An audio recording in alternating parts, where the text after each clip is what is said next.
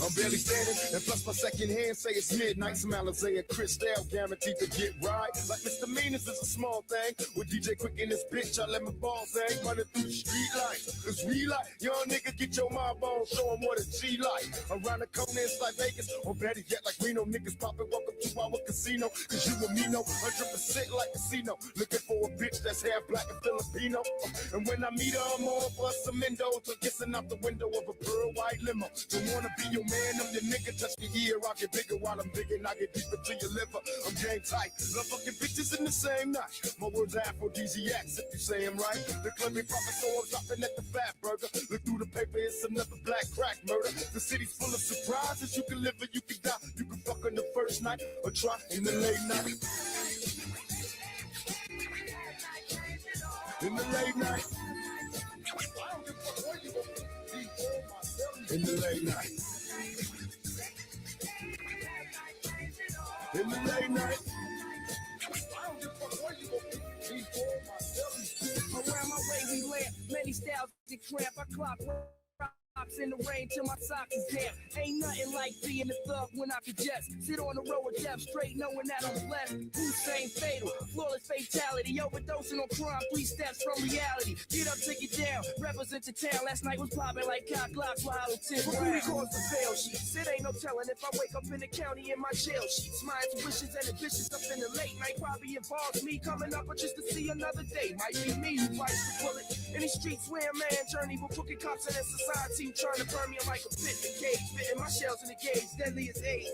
Niggas getting coarse like a maze. I picture me living my life like a king, maybe one day until I'm living Monday through Sunday. Bringing the gunplay for all these beats and battles. When we collide, I'ma ride on that high like cattle. Cowards best to saddle in the late night.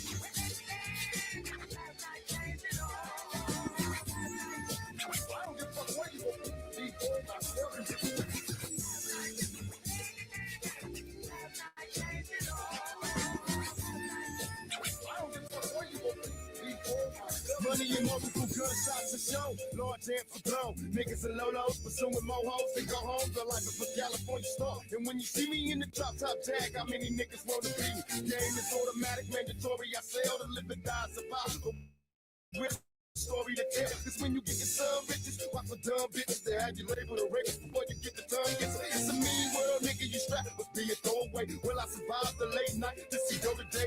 Nobody knows me, I'm a shadow. My army fatigue's made for battle. Pockets full of ammo, cause when I'm out in the streets, I'm on point with a static. Too many done died from semis, so now we automatic. I disappear whenever heated, ride whenever needed. For my niggas up in Clayton getting greedy. Continue to roll until I'm old, ride until I die. Supply long as you motherfuckers buy. My homies roll by in the bucket, but they ain't short of ducking type of niggas. No for telling bitches to fuck in the late night.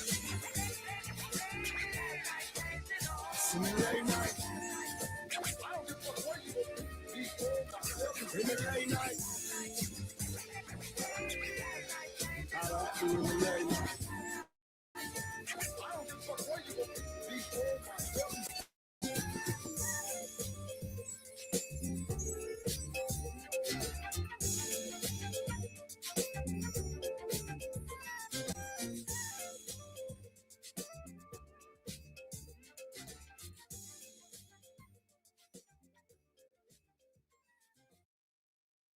In the late night. In the late night. Check, check. Are we back? I don't even know yet. Are we back yet? Are we back? Let me know. Let me know. Check, check, check. Year he. Is my volume okay? How am I sounding? What is going on? Hold on a second. Let me switch my account over. Have a listen. Check, check. Year he. All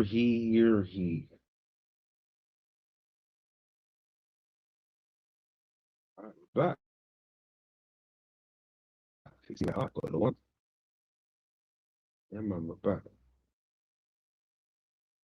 Should have just came over to the StreamYard earlier, but its section still sounds a bit dodgy. But we're back. We're back.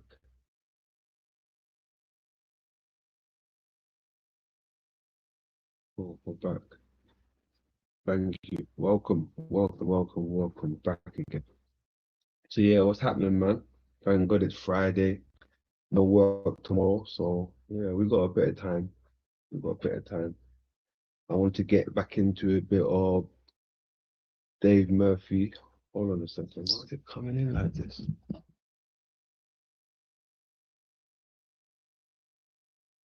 Hold on.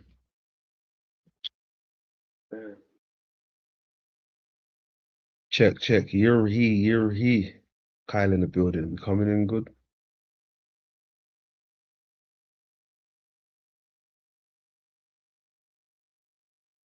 Cool. CC back with us. Day one back with us. Rasta back with us. JP back with us. All right, wicked.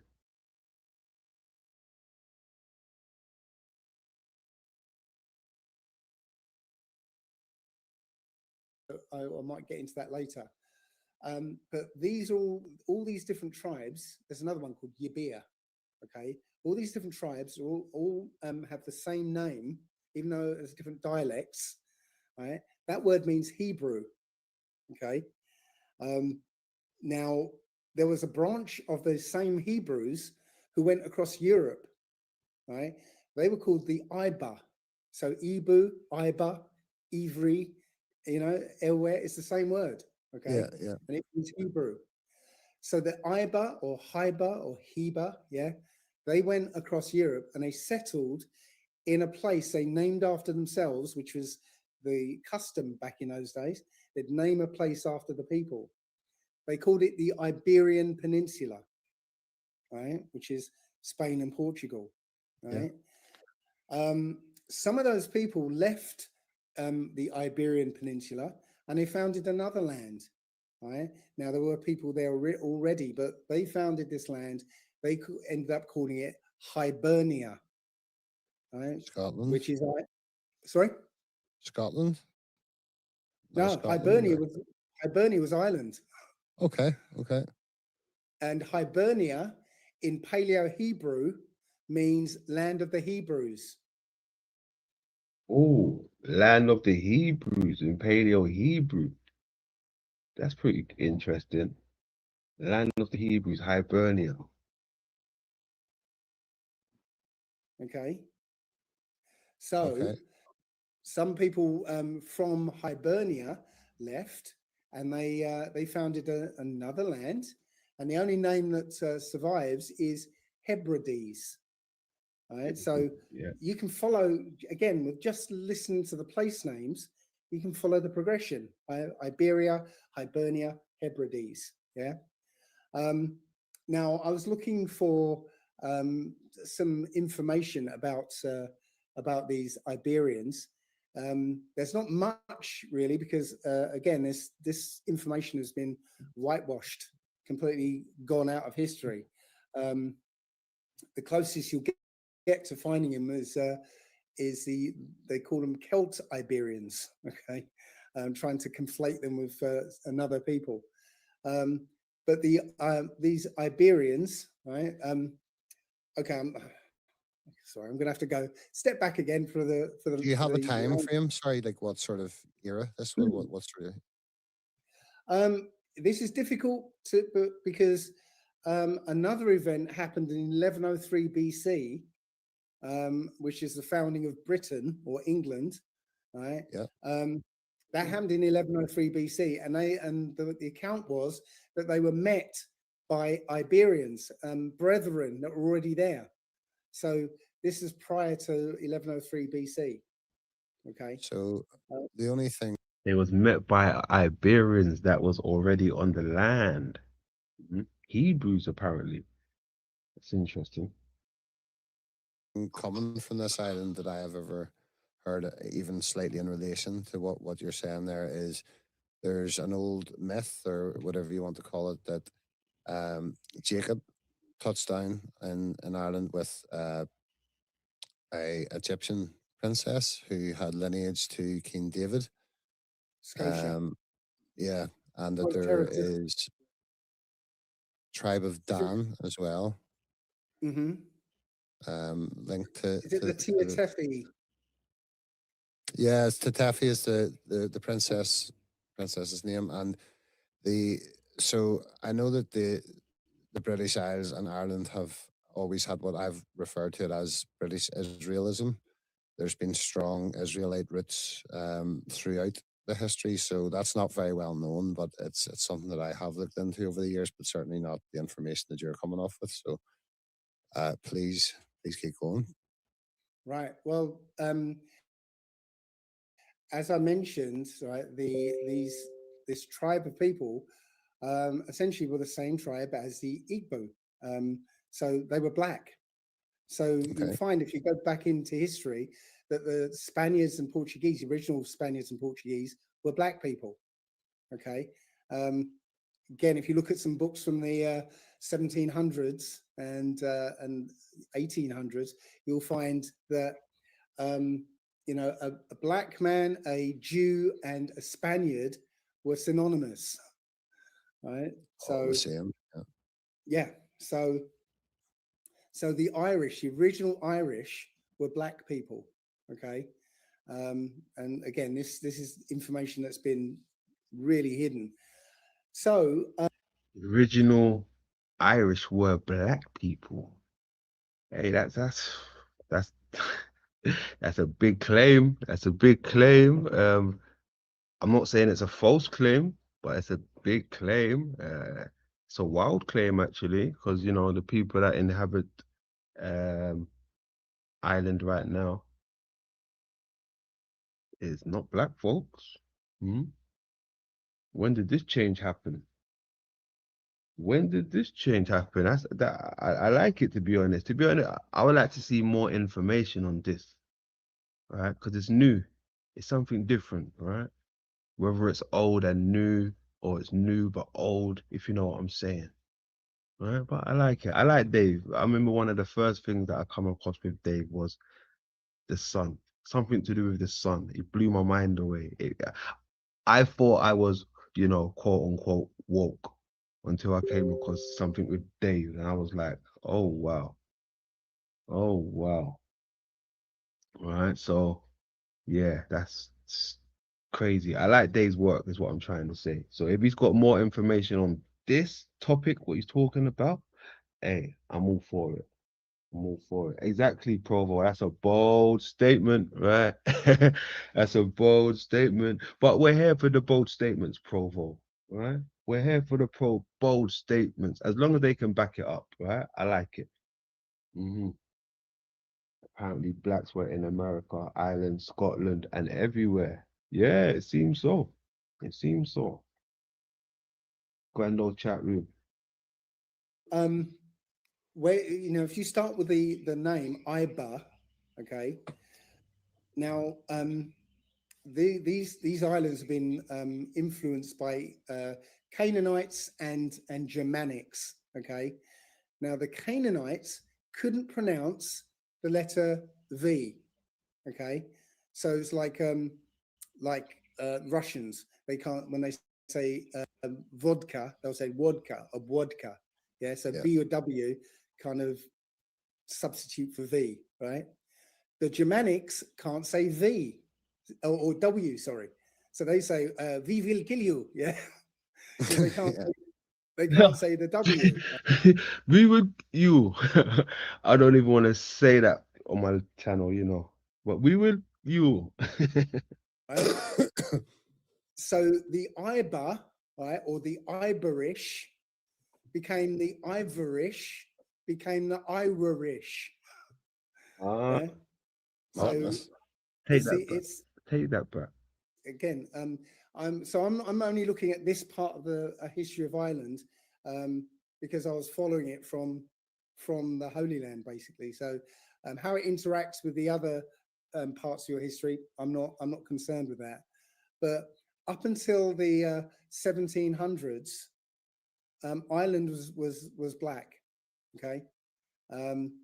Now, what happened in part from the history of Ireland? It's again, yeah, Ivorish became the Irish. So the Iber, right? So Iber, yeah, okay, I'm with you now. Iber. Or the Iberish became the Ivorish, became Ivorish. No, Irish. Irish. Yeah. Ivorish. Ivorish. Ivorish. Okay. I kind of see where you're going. Okay. Anything else on it? Anything else? So Madness. it's again. I'm only looking at this part of the history of Ireland because I was following it from the Holy Land basically. So how it interacts with the other parts of your history, I'm not concerned with that. But up until the 1700s, Ireland was black. Okay. Um, Now, what happened in Britain or England was after the last black king, who was Charles II. We had a black king. Nice. Nice. I like the sound of that. Mhm. We was kangs. I knew it.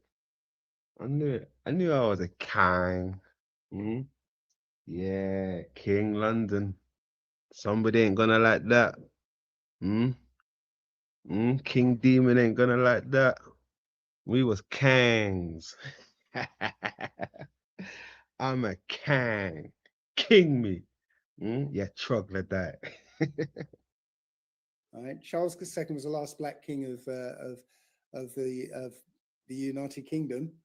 Um, After he was deposed, a Germanic king, a white Germanic king, William of Orange, took the throne, and he got his attack dog, Oliver Cromwell, to attack Ireland.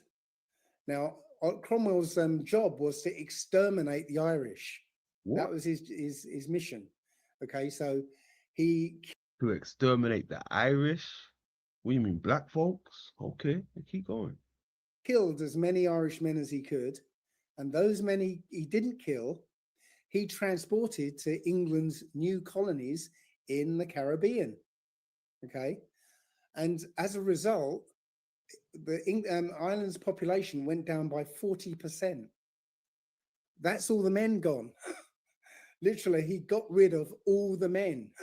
Okay, so there was just a population of black women left in Ireland.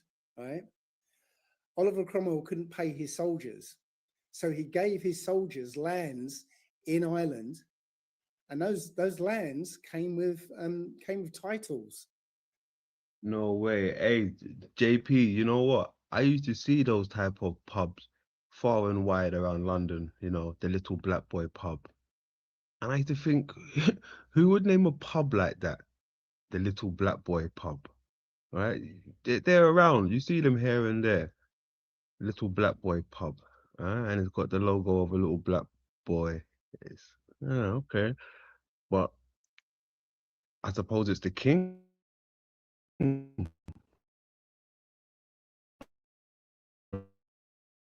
Right? You're he.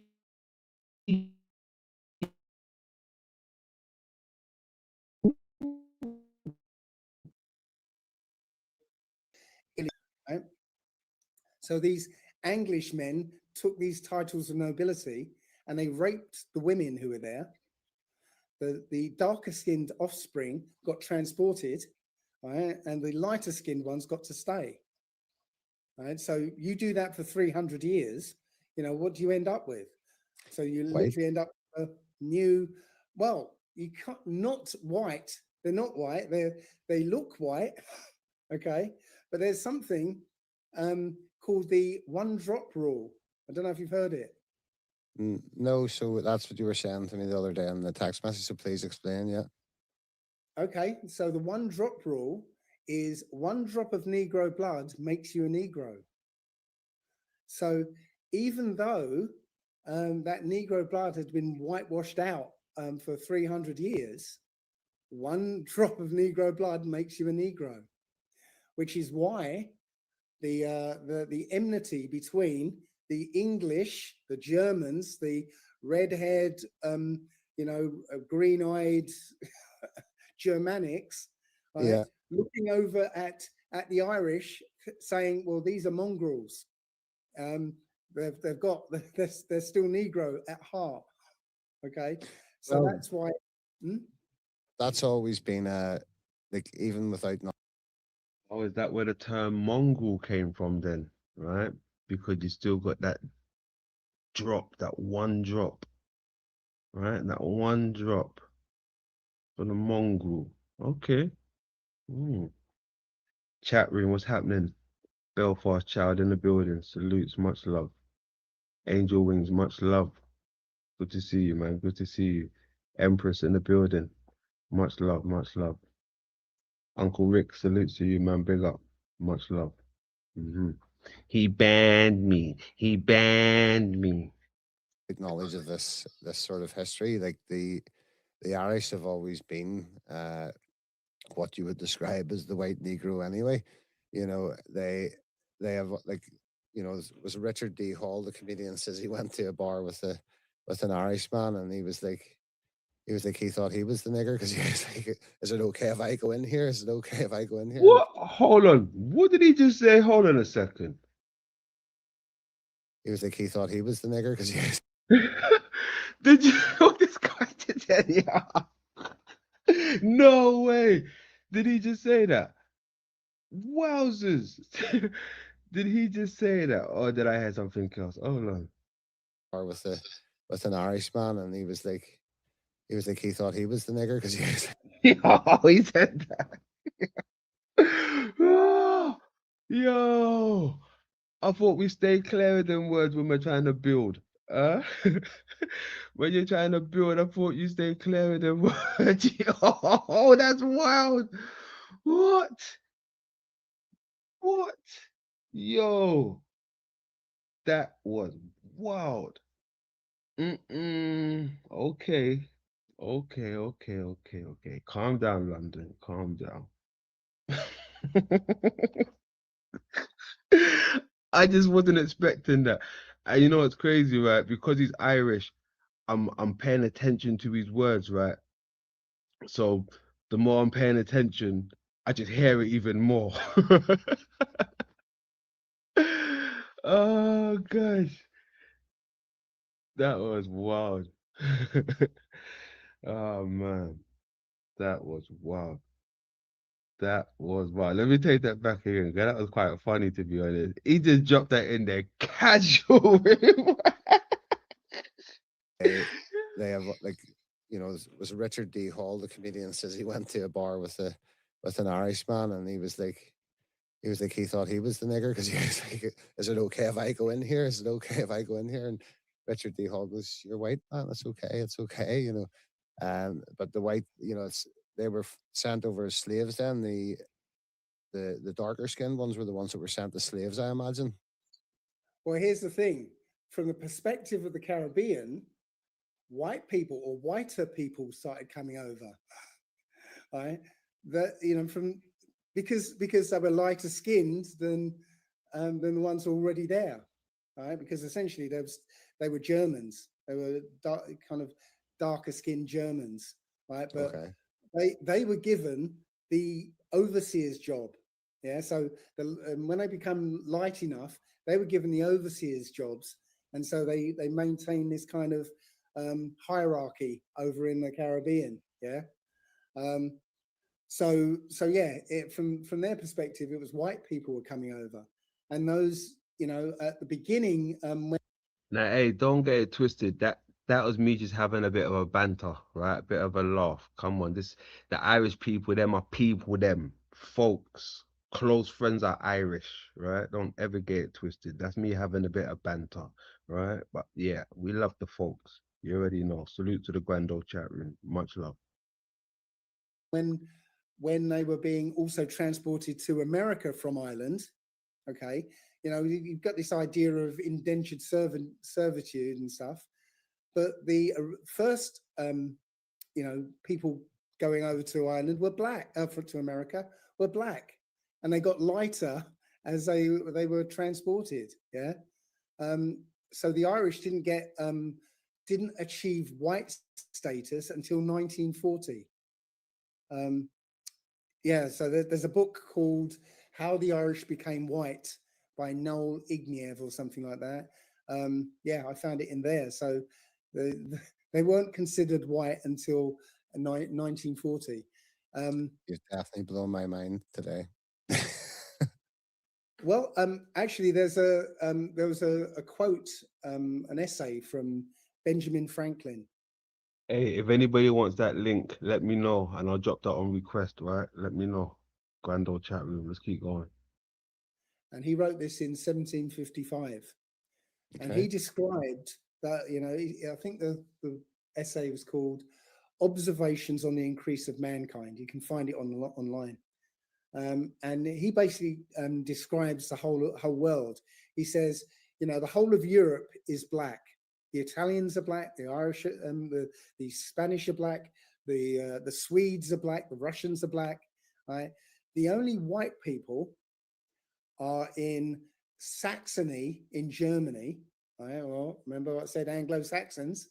Yeah, yeah. The English. He didn't say the Irish or the Welsh or the Scottish. He said the English and the newcomers in America. Wowzers. This guy said the only white folks apparently on the earth, right, on the earth was in Germany, England, and the new settlers in America. Okay. Good information. Good information. He said that's all the white people in the world. Now, when I say white people, I'm talking about a very particular bloodline, which is Bloodline. Okay. Talking about a bloodline. That's interesting. Let's hear what you got to say. yeah, which I'll go into later. It's not what you think, because you're not of that bloodline, or anyone who's listening to this is probably not one of that bloodline. But I'm So talking about. would you say that in regard to like the time frame, that would sort of fit in with the reset back then, and the moving around the populations and orphan trains, etc., and how they muddled up the history so much? Because I believe I've looked into a lot of American history, and there's a lot to suggest that some of their presidents were black, and a lot of the initial residents there were black as well, and not necessarily the Native Americans as we're led to believe. Right. Yeah, so it literally does tie into the this idea of orphan trains and stuff, because, as I said, 1755, right? There's only a very small number of white people in the world, right? Less than 100 years later, we got this phenomenon of babies in incubators, right? So it was introduced in the 1893 Chicago World Fair, right? So Yeah. they had this massive building called the Baby Incubator Building, and it was rows of thousands of babies in incubators. And the public could come in and look at them, and even buy some if they wanted, right? So there was no word of where these babies came from, where the mothers. There was no word about the mothers. It turns out that 2 years before, a guy called Hans Dreich came up with cloning. He invented cloning back in 1891. Right. So put your Okay. two and two. Right. Somebody. Cloning for the orphan trains. Okay. Cloning. That's an interesting one. Hey, Belfast child, thank you. That sounds like an interesting read. That sounds very up my street. Very up my street. Ah, pyramid symbols, timelines. Yeah, okay. Most definite. Somebody invents cloning, and all of a sudden, thousands and thousands of babies appear. Yeah. So then 6 years later, these babies become the orphans. So again, in the early 1900s, there were orphans everywhere, not just in America, but in the UK as well, in London. There was, Yeah. Oliver Twist, and also in Russia, there was all these orphans as well. And these orphans were then spread around the whole world. So from the UK, These orphans went to Australia, to Canada, to all the Commonwealth countries. In Mhm. America, they went all across America to fill up the towns that were there, and same in Europe. We got spread out through Europe. So the thing is, there were no black orphans, not a single one. Damn. Right? So Yeah, Yo, not a black orphan. That, that's that's good news, right? Hmm. That's hey, I'm gonna 420 that. Hold on a second. Hmm. Not a black orphan. Hallelujah. Mm. Hmm.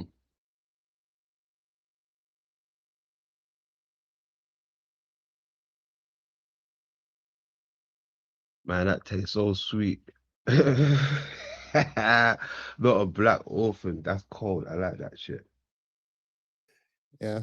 you That's like went from every picture I've ever seen. I've never seen a black orphan in the orphan train photos. Or no, you're quite right. from, so they went from a very small number of white people to millions in But why is that though? I mean, it could be wrong. There might be some black orphans during that timeline, but it's true though. I didn't really see any when those pictures was flying about. It was just the white orphans, right? And in those incubators, I didn't see no black babies. It was just the white babies. Is that really a thing? Did anybody come across any black orphans during that timeline? Those when those pictures are floating about, or even any black incubator babies? I didn't see any when I think about it. less than 100 years, right? And the thing about if they're clones, well, I think it's relatively easy to clone a body, but what they can't clone is the driver. Yeah, that's Mm, self-conscious, self-aware being that can talk to itself. Yeah, Yeah. yeah. So it turns out that there's a massive population of people who don't have an inner monologue. So Makes a they lot of don't have a sense. voice. Yeah, they don't have that voice you can have a chat to. So if you're explaining something to me, um, I'd be going like, that's interesting. Oh, I wonder if that connects to that video I watched last week. Oh, I got to remember to ask him this question because maybe this connects to that and that. So as you're explaining stuff to me, in my head, I'm having that conversation, analyzing it, and coming up with my own interpretation. Yeah. If you don't have that voice in your head, how do you do that? That explains so much. That would explain why there's such a large percentage of the population, the whole NPC. It's just an inability to actually do it. That's Well, they couple that with the fact that at exactly the same time as these orphans appeared, the public school system was introduced. damn, So what does damn.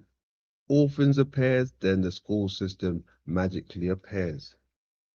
Can't write this shit, right? I wonder if that's really a thing though. The cloning the orphans and all of that stuff. I wonder if that's really a thing. the school do? It teaches you to obey authority. So all these orphans went straight into these new public schools. They were indoctrinated with When I think about it, a lot of these movies, scientific movies as well, sci-fi movies, they're based on things of that nature, right? Cloning and splicing. And then even when I think about it, it's like the boy H with the moustache. Hitler, if you know what I mean. Hitler. Yeah, that guy. There were some things around him about that stuff, right? Cloning, if you know what I mean. Some type of soldiers, apparently. I don't know. But even when I think of soldiers now, I still think of like child soldiers. That used to be a thing in Africa, apparently. Whether it's a child or a man, you're still a soldier. But yeah, that's quite interesting. Cloning. obey authority. So that was the base program, and now they can't assimilate any new concepts or information. So they just go through life obeying authority. Well, it makes so much sense. You've actually fractured my mind here in about three different places, but it's it just would explain why there's more richness in culture within like the black community, why there's like a more sort of spoken, like handed down culture, whereas if they were cloned and just came into existence, where's your lineage, where's your ancestral knowledge, where none of that's present, so you're literally just a living vessel, prepare, and they can do whatever they please with you and program you whatever way you want, and that has explained quite a lot. And Well, you might call them useless eaters, mightn't you? well, you might, Yeah. you wouldn't obviously, but you might. Yeah, well, you know what? If they created these people, they would call them useless eaters because we created them. So, we can get rid of them if we want to. And And do if what you they want with saw, them.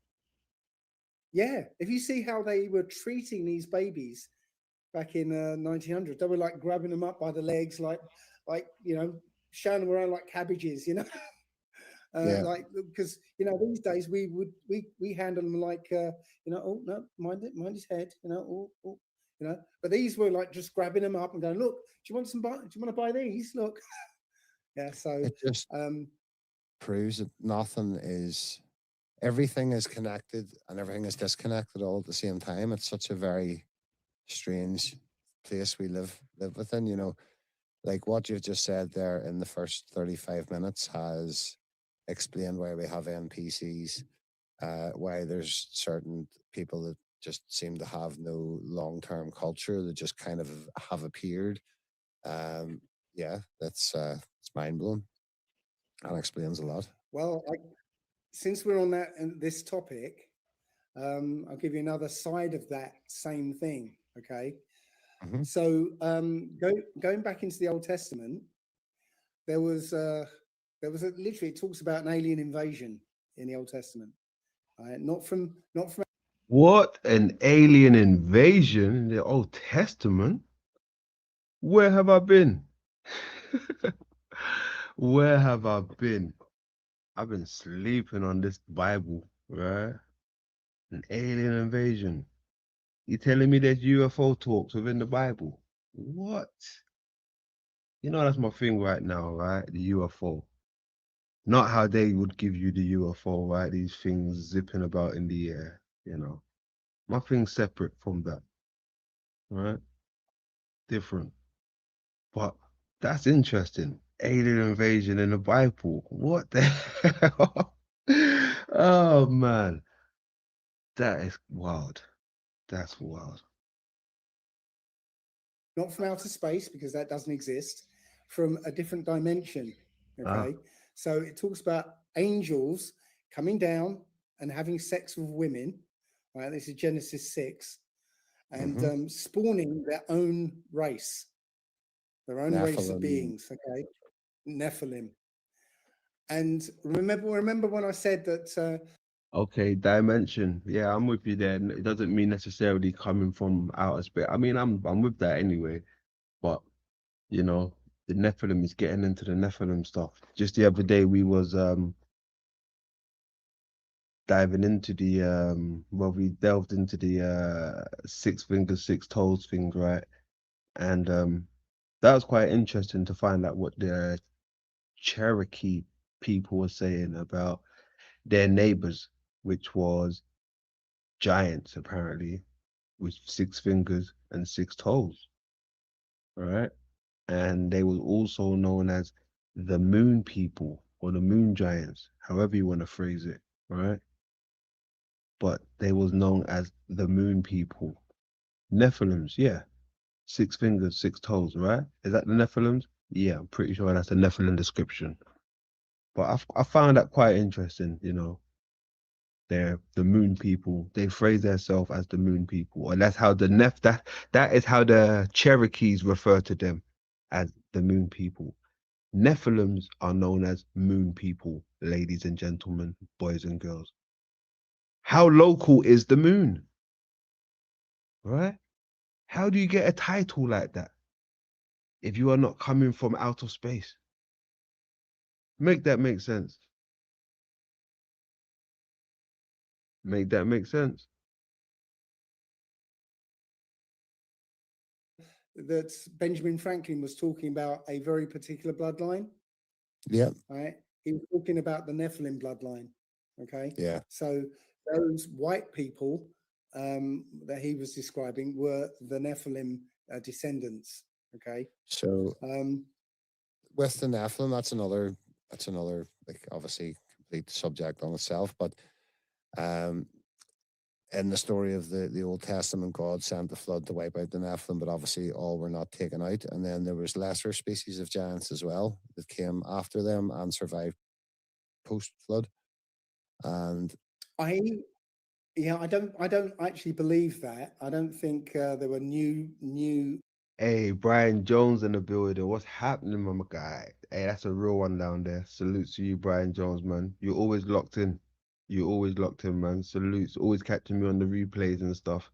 Salutes to you, man. Much love. Appreciate you. Lay low. 420 if you got that.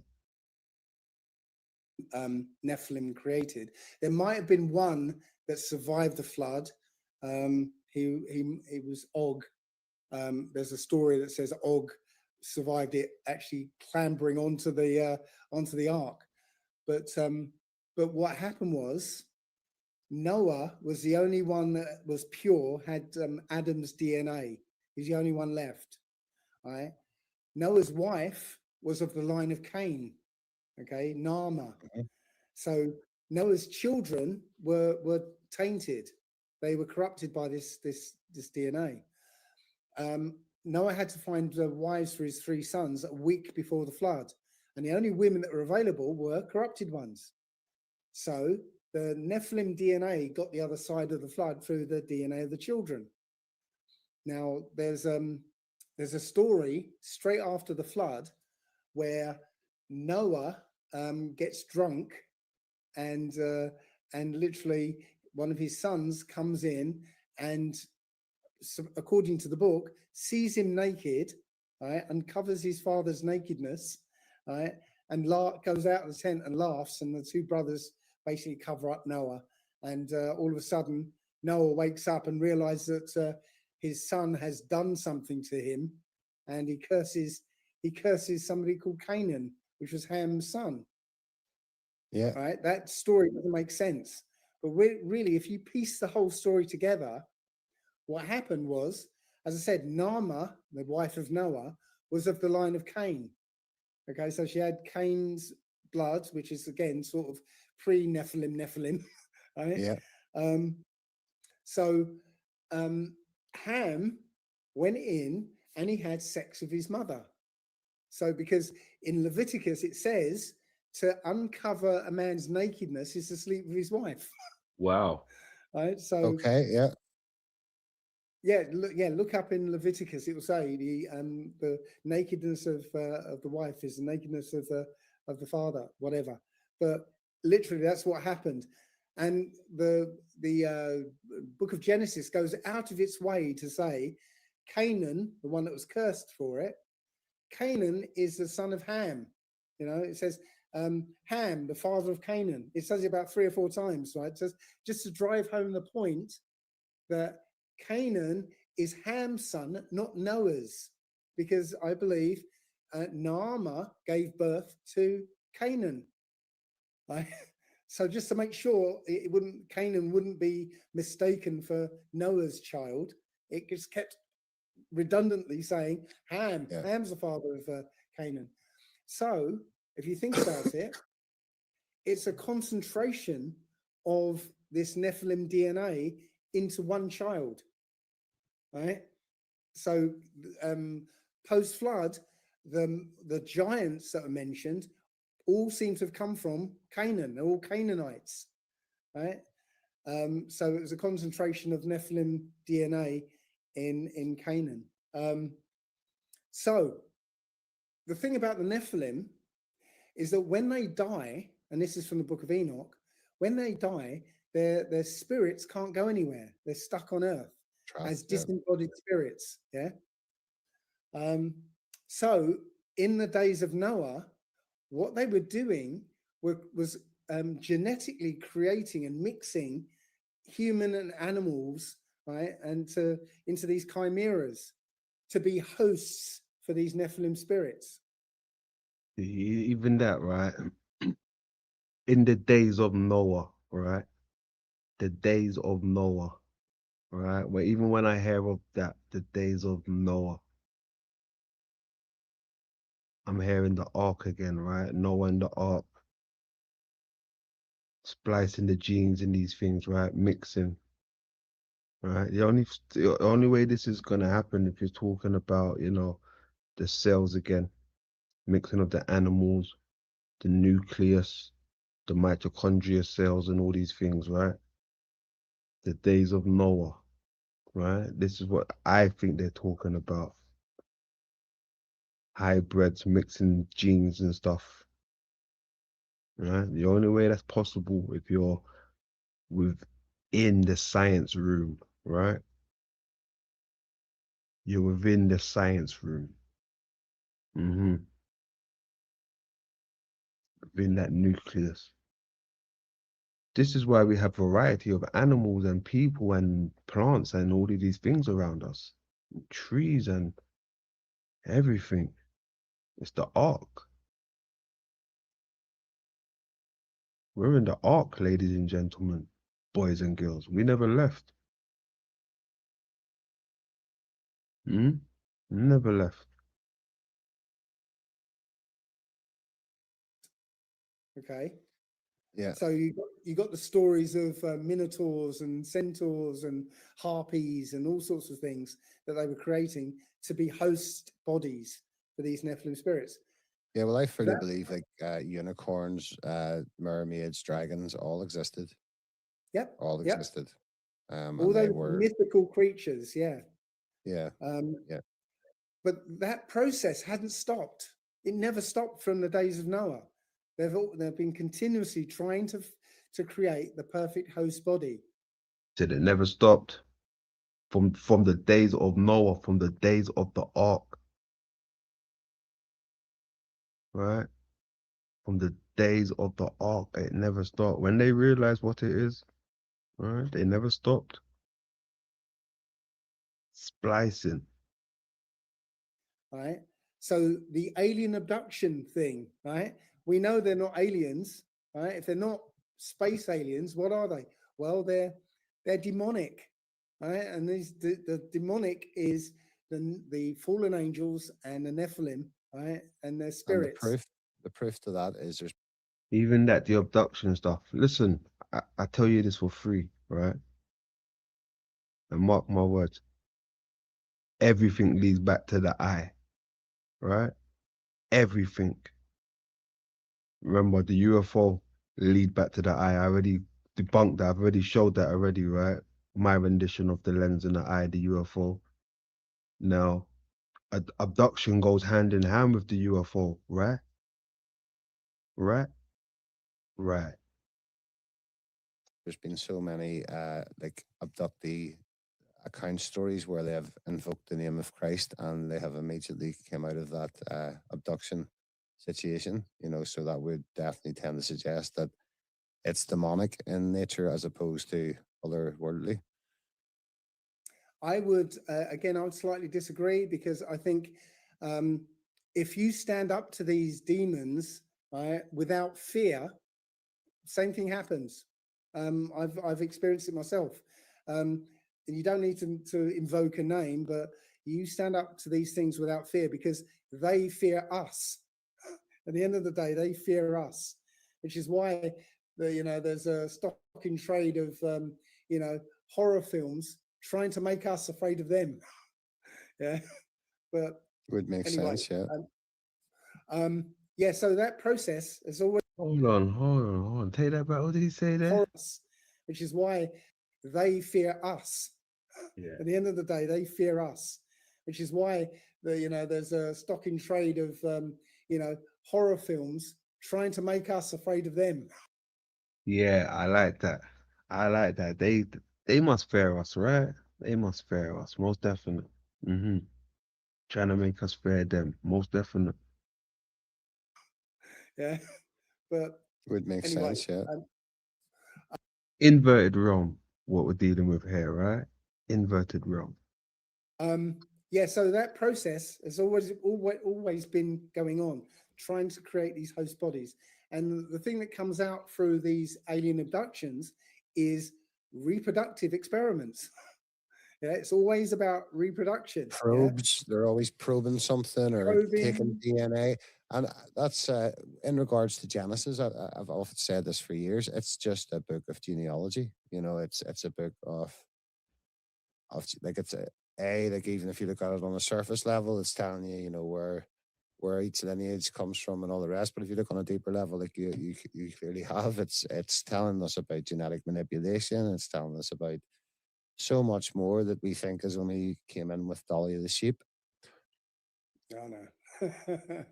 It's But been so again, I think this has always been going on, and I think when cloning was invented, part of this was now shifted to try and using cloning to create this perfect host body. So what was happening in Germany during the Nazi regime was a project called Lebensborn, right, where they were getting the blondest blue-eyed women and the blondest blue-eyed tallest men, right, to basically put them together in big brothels and get them to try and breed out the human and get back to the pure Nephilim. Because again, the Nephilim were giants to start with. yeah. They were described in the Book of Enoch as blonde-haired, blue-eyed, and pale-skinned, right? Very pale skin, right? So Lebensborn was trying. Pale skin. Whenever I've heard of people with very pale skin as well, that's linked to the moon people as well. The pale skin. Mm-hmm. To um, get the Superman, the Ubermensch, yeah, the Nephilim, or try and breed out the human. So when the war ended, right, you've heard of Project Paper, Operation Paperclip, Of course, yeah. of course. Did you know there was a second one? I think it, and I can't pronounce this. It's like Operation Asaivakim, yeah, which was 7,000 or 8,000 Nazi scientists went to Russia. So the same thing Right. happened, just two directions, yeah. So the Americans got the rocketry guys, the MK Ultra guys, all that stuff. I believe that Russia got the eugenics guys, yeah, the Yeah. ones that are working on Lebensborn, right? Okay. So guess where they went in Russia? I'm gonna imagine Siberia or something there. No, it's quite topical, right? Oh, Ukraine. Ukraine. So, Okay, the bread basket. well, you heard that Ukraine, there are neo-Nazis there. Mm-hmm. No, there was the actual Nazis. That's where they went. Right. Yeah? Okay. So I believe they carried on the Lebensborn experiments, right, over in Ukraine. Now, following the whole, sort of incubator baby, orphan children theme, I'm going to get a lot of text at the moment. There were, in this country, there were thousands of orphanages. In America, there are thousands of orphanages. So today, there are 0 orphanages in this country, 0 orphanages in America, 0 orphanages in Canada or Australia, 0. I found one place in the world where there was at least 750 orphanages. Do you want to have a guess That where? would be Ukraine because I have been to Ukraine and worked in said orphanages. Right. Okay. So again, put these together. Yeah? Now you got Lebensborn happening in Ukraine. You've got all these orphanages. Ukraine Oh is the wow. baby production center of the world. So, Yeah. you know, Yes. surrogate Wow. motherhoods, you know, you'll get a Ukrainian supposedly carry your baby for you. Um, so they're producing children not only for the adrenal. That's crazy. Imagine that. All they did was apparently, allegedly, move next door, right? Everybody's been looking for them. Where have they gone? Where are they? We can't find them. Oh, they just moved next door. That's crazy, man. Imagine that. Just imagine that, right? You're looking for these people when they're right under your nose, hiding in plain sight, right? Splicing and cutting away, right? Jeez. Adrenochrome and the child trafficking, but generally producing children. Let me skip. All right, just hold that thought. I'm going to skip a bit.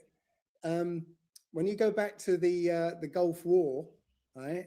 Yeah. The first Gulf War, there was a second narrative that was playing under this, weapons of mass destruction narrative. There's a second narrative. The second narrative for the Gulf War was to loot the museums of certain artifacts. So the American soldiers were literally going into the museums and literally looting them, trying to find stuff. There's video footage And off in that. Yeah.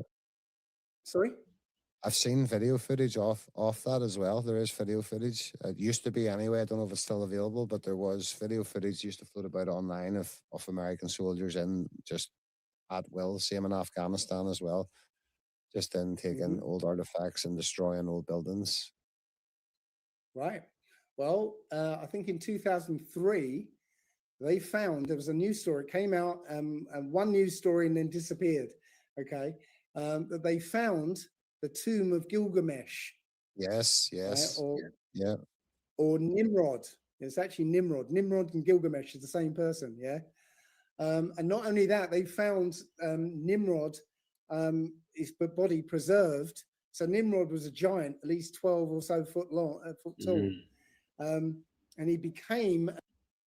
See, now that's different. Because Nimrod, I've been looking into some stuff with Nimrod, especially with the tower, right? The tower itself, Nimrod and the tower. Right, but hold on a second. But this is quite interesting. Let's have a quick look at something.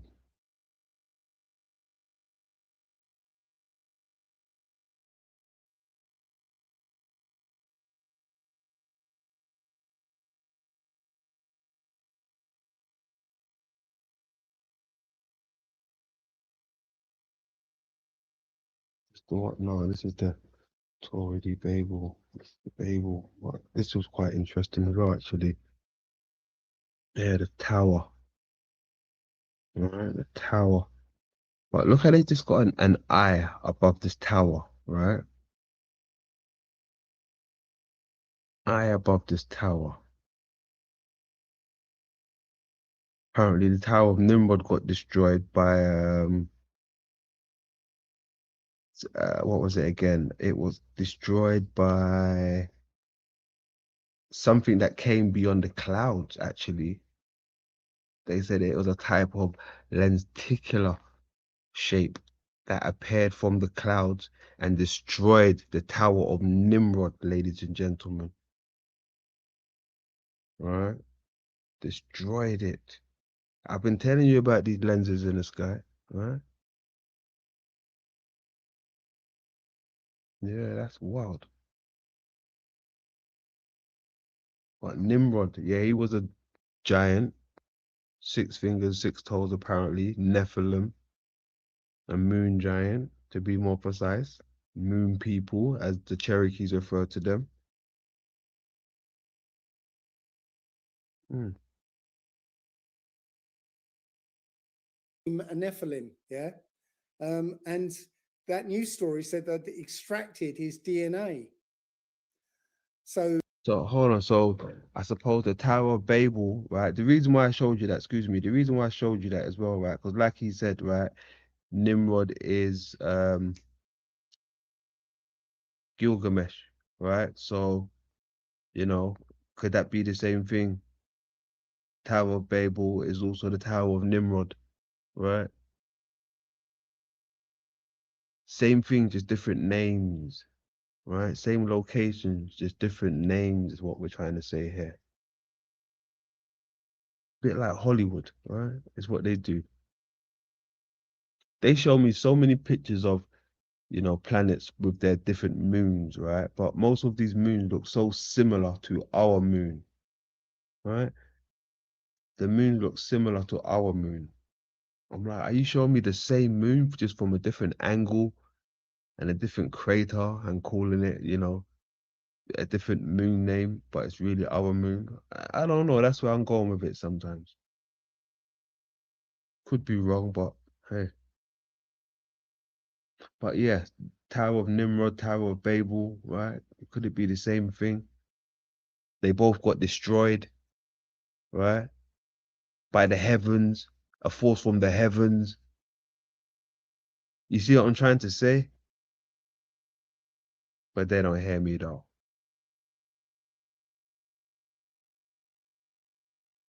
We know that there's a connection between the Americans and the Ukrainians, right?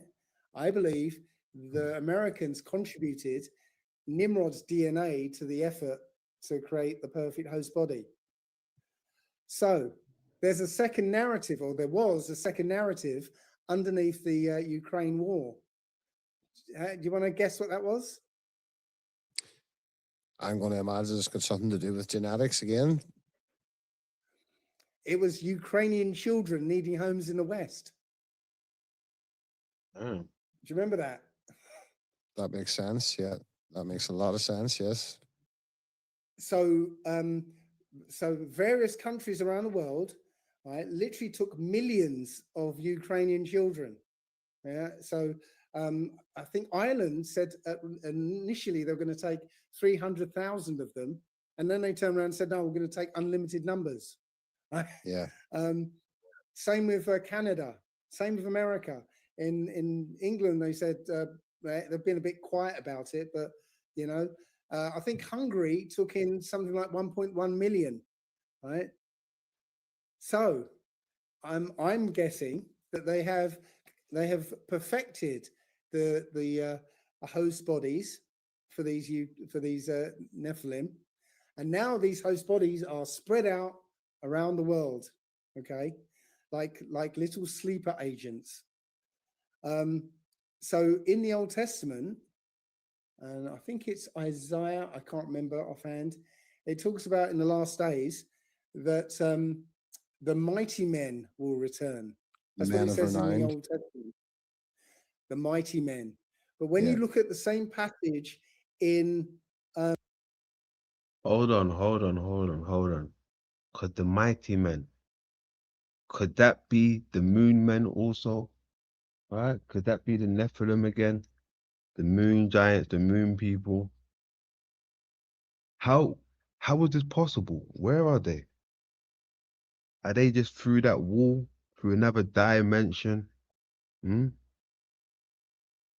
I wonder if this is what the walls in Jericho or wherever the walls are, the Wailing Walls. I wonder if that's really symbolically for, the other side, if you know what I mean.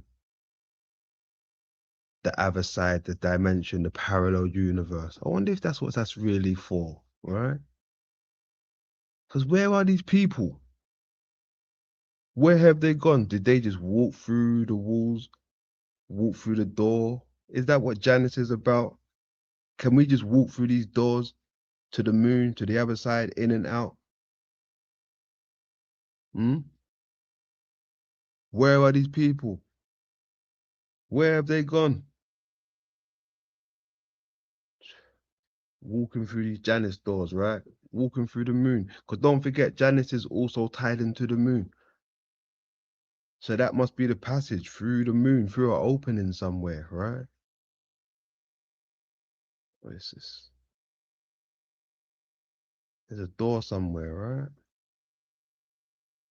Through the wall, like a honeycomb, right? Through to a next cell, through to another cell, and then another cell. Cellular. In the Septuagint, it said the giants will return. Okay. So And you heard the story again, of follow the me. giant of Kandahar? No, he said follow him. Let him cook. Let him cook. He said follow him. Just put your stuff on the back burner. Let him cook, man. Let him cook. Story? Yes. Yeah.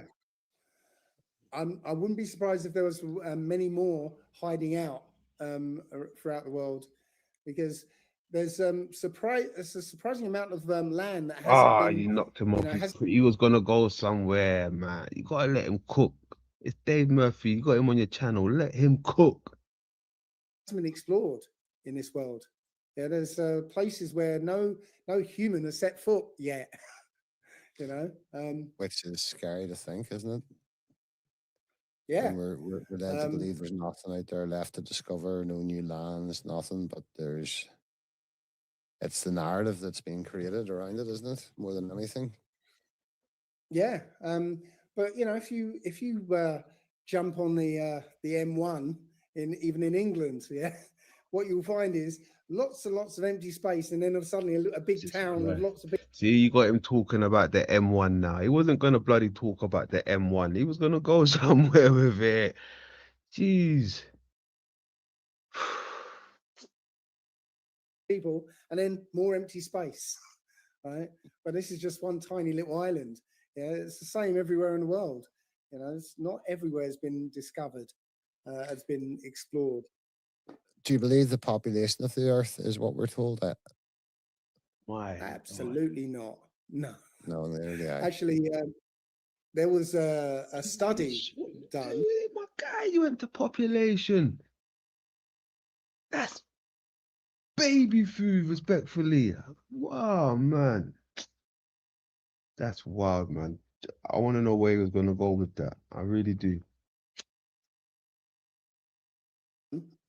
Where these researchers actually took the population figures for not for the countries, but for the most populated towns in the countries or cities in the countries, and literally they couldn't even find more than 1.5 billion, a generous estimate. Yeah, so it makes sense because you know the elite have been banging on about how they want to depopulate for decades, and So there's no reason to believe they've not been successful.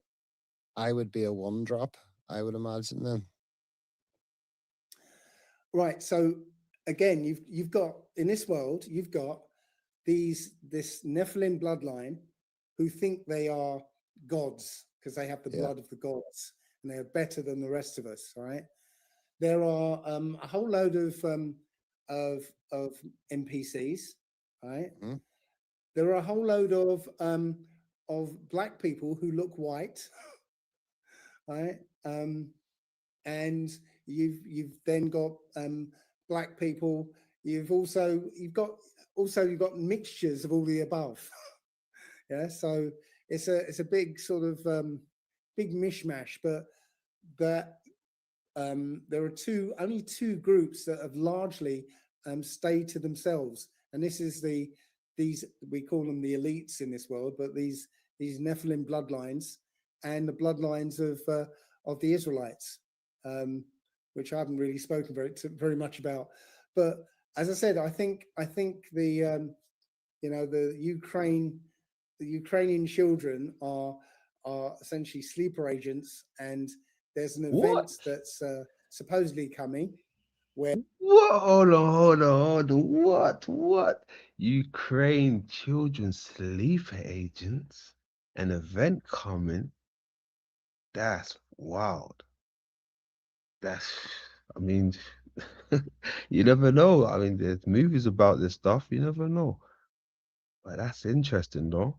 Mm. where the it says in the New Testament, which I think is essentially a roadmap for the you know the other side, you know the minions of the other side to follow, essentially. So I think they're going to open this pit using, I believe, CERN. Um, 100%. Yeah. and CERN, oh my lord, we touched on CERN not too long ago, actually.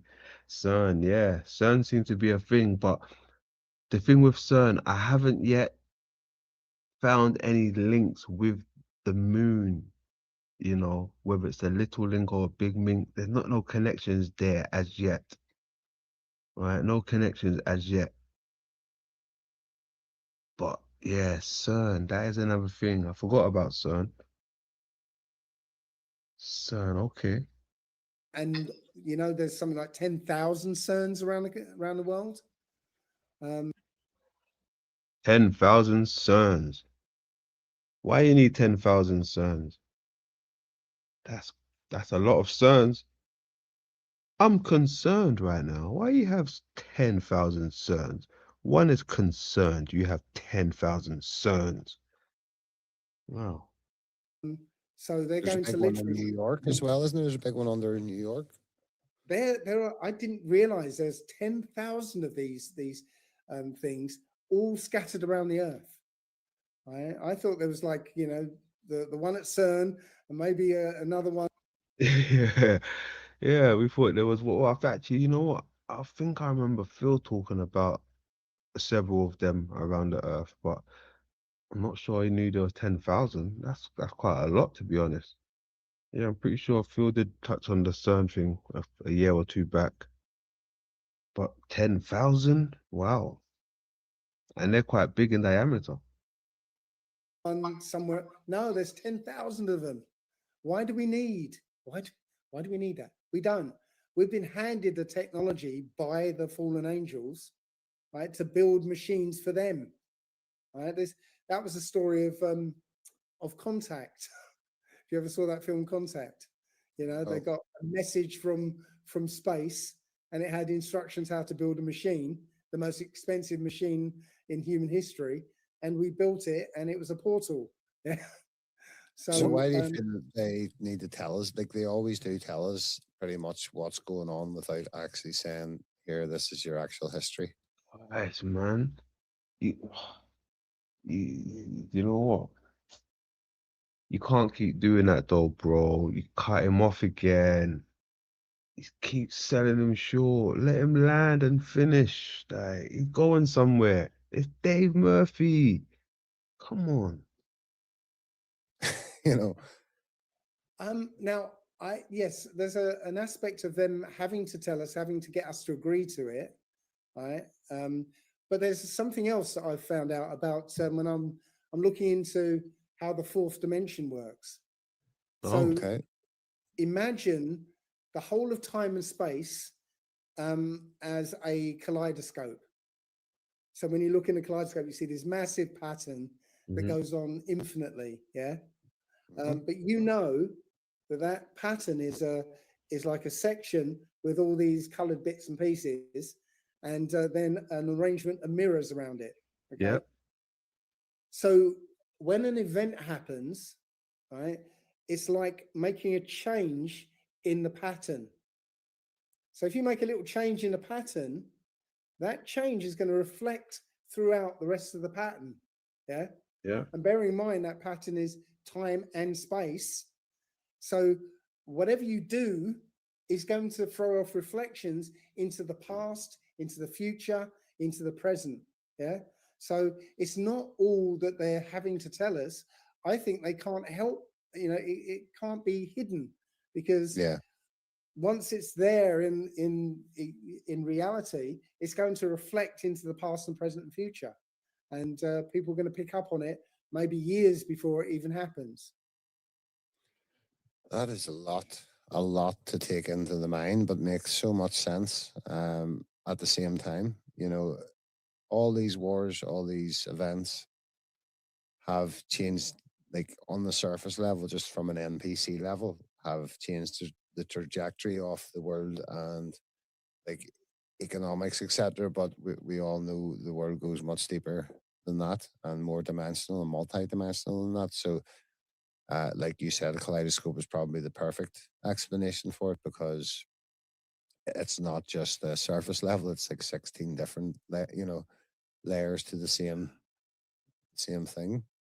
Yeah. On my website, I've got something called the Muggle test. Okay. I call sleeping people muggles.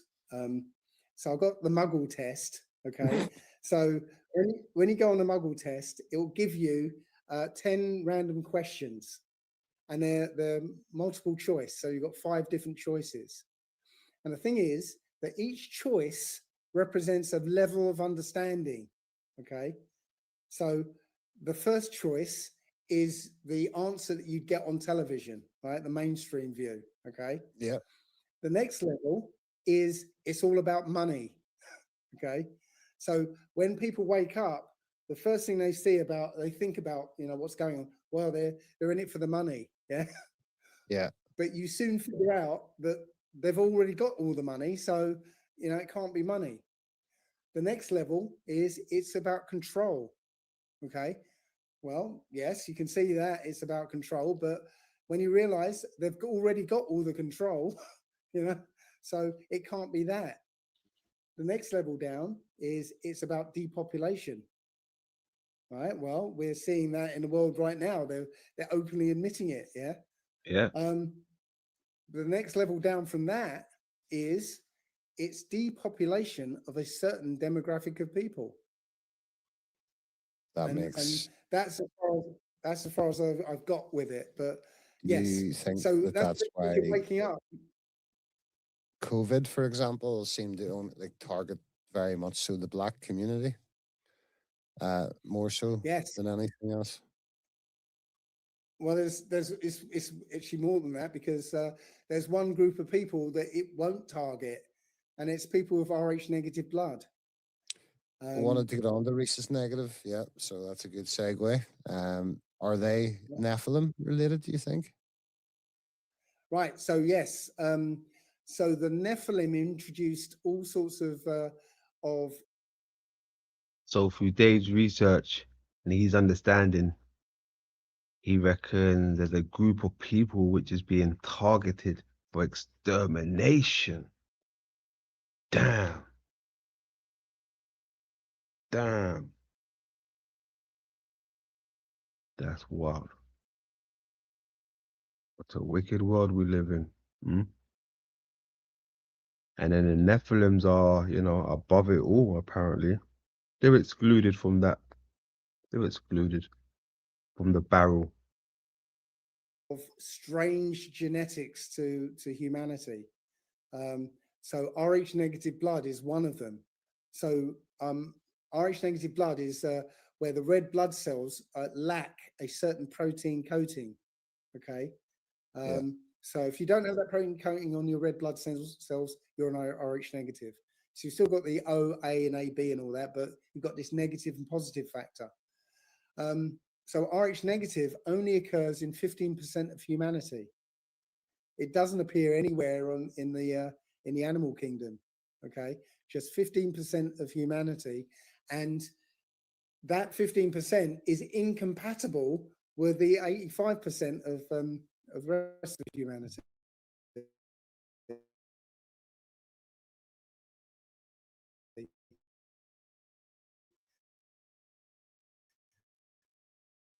Into rhesus negative? Yes, because it's got more copper in it than iron, or it's got a high percentage of copper in it compared to iron, and so there is a bluish tinge. And they will reject, they will not host a certain type of blood type either. Their body will reject it, isn't that right?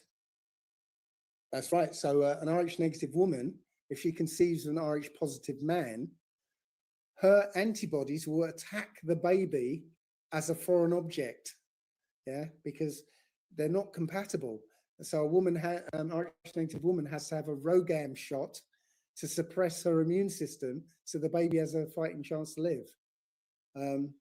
So here's the thing: the Nephilim, the original Nephilim, were again very tall.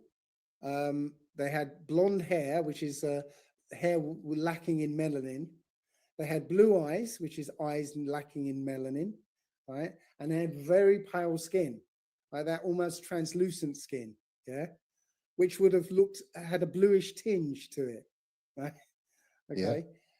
Now, after the flood, that next group of Nephilim, they came through the human line, though. They were, you know, it was extracted from the human line, right? So these new bunch of Nephilim, well, their blonde hair had a little bit of melanin, so that's red hair. Right? Yeah. Their eyes 6 had a fingers. little bit of melanin, so that's green eyes. Yeah. The skin had a little bit of melanin, so it's red pinkish skin. Yeah, or red skin. Okay, so that's where you got the red-haired giants. Right. So that's also I was going to why ask red gingers. Sorry. the red. So obviously accounts have read about the red hair and also like 6 fingers. Is that Yep. Oh, correct? I Yeah. didn't. Yeah, sorry, I didn't go through all the genetic traits. But 6 fingers is one. Um, excess body hair is another one. Again, blonde hair, blue eyes, and yeah, 6 fingers and toes. An extra vertebrae in the back, or a tail sometimes. um, yeah. So and wickedness as well, psychopathy. Right. That isn't a human trait. Okay. Humans, okay. If I was to lie to you, for instance, right, um, I would my whole body would be going, Psychopathy. I know one or two people with those tendencies, most definite. Yeah, and they both like dolls actually. That's crazy. I'm lying, I'm lying. Yeah. And I wouldn't be able to help it. My body would Yeah. literally be going, I'm lying. Yeah. Internally, I would have all sorts of, internal changes as well. Like my heart would beat faster. My blood pressure would be up. I'd be blushing, maybe. I'd be sweating, and all sorts of things. Right, my hands would be shaking. Yeah, all sorts of things that would tell me that it's uncomfortable to do things wrong. Okay, the the the psychopaths don't have any of that. When they lie to you, no external sort of expression of that. There's no internal changes either. They can lie through their teeth, and we wouldn't detect it. Right? And that's probably why these people get the top fluting jobs, etc., because it entirely suits the emotionless and lack of humanity. Yeah. So If I was to lie to you, for instance, you would pick up on all these little cues on a subconscious level, and you'd know, well, I don't think he's telling the truth. Yeah. But when none of that's coming over to you, you're not gonna detect it. so we just take it on the surface level for granted that everyone has these same emotions going on within them, and then we branch people off as psychopaths or narcissists or whatever, but really it's a complete different genetic makeup. Yep, it's one of the genetic traits of the Nephilim. Again, you can go back in the Book of Enoch and the Old Testament, and it describes this wickedness. Do you know how the Nephilim are tied into clowns? Yeah, so apparently, right, they look on the astral plane. If you meet them, if you meet these spirits, so you can literally get there through psychoactive drugs, and overwhelmingly, the entities that one meets there, look like clowns, and they're going to be these Nephilim spirits because they're the only spirits that are wandering around there. This is why I'll never do psychedelics again, because I took DMT and it was definitely demons that I met. That's wild. You know what as well? I was just sitting there trying to break it down, right? And when I was breaking down some of the words, right, you know how he's talking about Nephilims coming from the moon and the Cherokee people saying they're the moon giants or the moon people, right? When I was breaking down Nephilim, but the Elam part, right, it was dweller on the hill, all right? Dweller on the hill. And you already know how I talk about the mound being the moon, right? The hill, the mound, right? Dweller on the hill, dweller on the mound, right? That's when you break down Nephilim, right? Dweller on the hill. That's cold. I like that shit. 420. And it was not a religious experience whatsoever. It was a complete. It was traumatic. Is the only thing I would describe it as, because it feels like a lifetime, but it's only actually 10 minutes is passed, so that you're in a place where time and space is no longer relevant. It felt like I was there for a Mhm. lifetime, and uh, there was clown-like faces. There was all sorts of demonic faces there. It was a very, very scary thing. Yeah, I mean, you've got this idea. There are a lot of people out there who are terrified of clowns, right? Again, we have senses about things. We have genetic memory about things as well. That we, you know, there's a reason why gingers are reviled. Yeah, there's still to this day people take the piss out of them or something, but in the past they'd be feared, they'd be hated. And that I think came from the red-headed giants, and that again came from the Nephilim. Yeah, I remember those days. Everybody used to hate the gingers, right? Used to hate ginger people. I remember those days. I was there. I used to be naughty. I was a bully. I used to make fun. But we learn, we live and we grow old, right? We learn. But now, if you look at a ginger lady, you're like, oh my Lord, look at her. She looks different. I like different, right? As a man, as we grow older now, men, right? We look at a ginger lady, we're like, oh, look at that. Different, right? Levels out here. It's different. We're used to seeing blonde and brunettes and whatever the case may be. But when you see a ginger, you're like, ooh, look at that. Right? Fiery. We like you, gingers. We love yous. Right? We love yous. And that's probably also to this day still maybe diluted or whatever, but still of the same bloodline. You know, it's not a natural. Yeah, well, I think we're back in the days of Noah, where pretty much everybody has got some Nephilim DNA in them to some extent or another. Um, that doesn't mean to say that you're a Nephilim if you've got some of their traits. I think that the deciding factor is wickedness, yeah, Yeah, evil, um, because before the flood, Noah and Methuselah preached to the people for 120 years to repent, right? Which means that even these wicked, Nephilim, half breeds, they still can well, repent. they still had the opportunity to repent. So I think it's still an option for many people here. Doesn't matter how much of their DNA you've got. It's wickedness, I think. And like you said about Noah, he was a raging alcoholic. As far as the Bible makes him out, he was definitely fond of getting drunk and disorderly, shall we say? Um, and It it's only just says it once. it certainly implies that it was certainly a thing. You know, get straight off the boat and he's getting blocked. So it just it proves like God does use. Oh, hold on a second. How did I miss that one as well? Mhm. Remember the Nephilim part where I broke breaking down earlier, right? About the dweller on the hill, but also winding path, right? The winding path. That's pretty dope. You know how we feel about the winding path, right? Right? Winding path. You know where I'm going with that, right? You know where I'm going with that, right? So we got dweller on the hill, right? And then we got winding paths. Hmm? Winding paths. Jesus, you can't make this up, right? Can't make this shit up.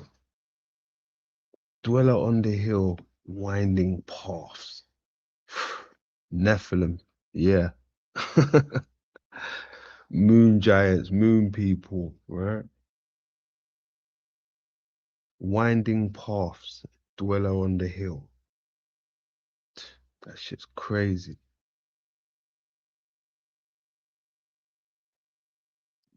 Everybody, it doesn't matter what you're, you know, drinking, drugs, whatever, uh, you can be used, providing uh, you're ready to be used, you know. Well, there's a book that came out in 2019. It was released from the Vatican archives, which I actually first My guy got flavors. I see you. I see that. Hold on, take you back. I see you. Hit it. 2019. It was released from the Vatican archives, which I actually first admitted they had for the first time. Archives, which I actually first admitted they had for the first time. It's called the Book of Lamech of Cain, and Okay.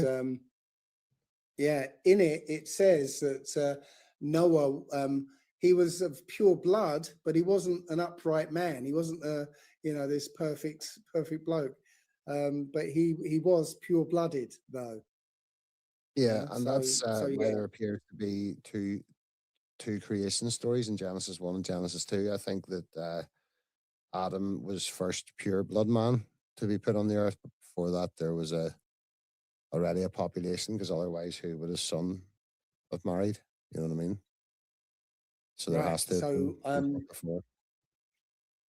yeah, I talk about this as well. So Genesis 1:27, if you look at it, it says that God created males and females on the sixth day, right, and told them to literally go out and spread out across the earth and replenish it. Yeah, the word for God there is Elohim, which is the plural for El.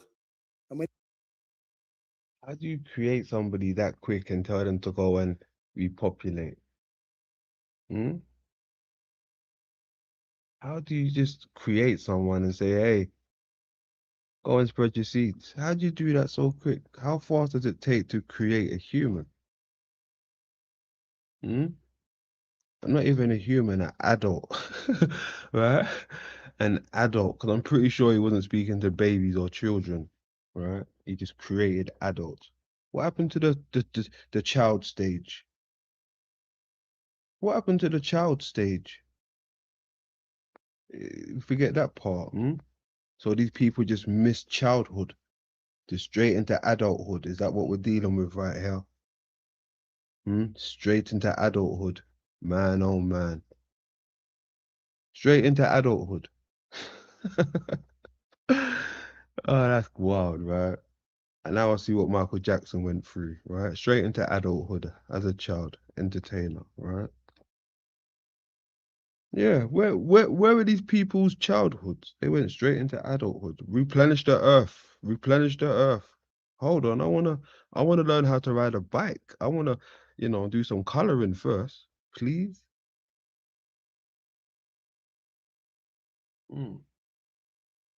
when you look up the word El, right, in Hebrew, um, right. So in Hebrew, what you've got every word has about 8 different meanings, and when they translate the word into English, what the translator does is go down the list and go, oh, I think it's this one.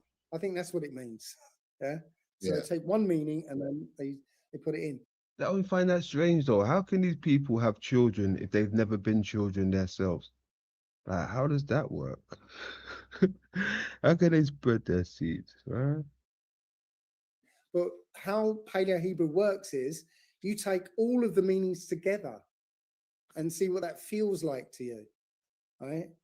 So El, when you look it up, it's mighty man, mighty hero, God with a little g, God like one, yeah, angel.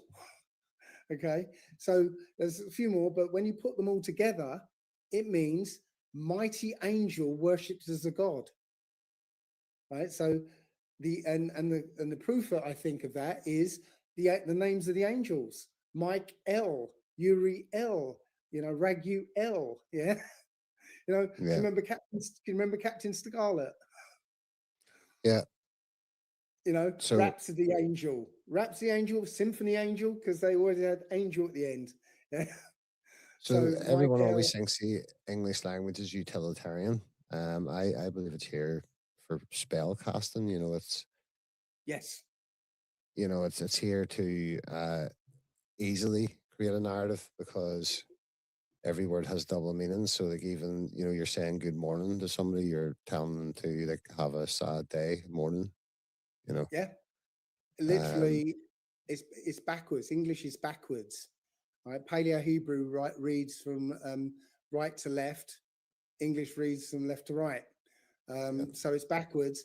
Not only that, as you said, it's not just it means something else. It literally each word tends to mean the opposite. So you say one thing, you actually are saying the opposite. Um, so you don't know what you're actually saying when you speak, Your and spell that casting, yeah. yeah, and that's exemplified. When you go into the legal system, yeah. So you have no idea what you're talking about when you're speaking, in legalese, which is Yeah. which is kind of English, yeah. Um, but I've got a whole talk on that called the language of creation, right? So so yeah, you look at all the words together and see what it feels. So it was the angels that created these males and females, right, on day 6, and they were told to go and spread out around the earth. And then after some point after day 7, doesn't tell you how long after day 7, right? Adam was created by the Lord God. So if you look in the Yes. Old Testament, you'll find it's God, God, God, God, and then Adam, the Lord God. So the Lord of the angels Gary Wayne's a created Adam. fantastic resource for that side of things. Sorry, second. The author Gary Wayne is a fantastic resource for that Genesis 1 or Genesis, well, he calls it the Genesis 6 conspiracy, but for the 2 creation stories. And if you do read it, it is clear that Adam was not literally the first being on earth. He was the first pure bloodline that would lead to the birth of Christ. Right, that bit is where I differ from these interpretations.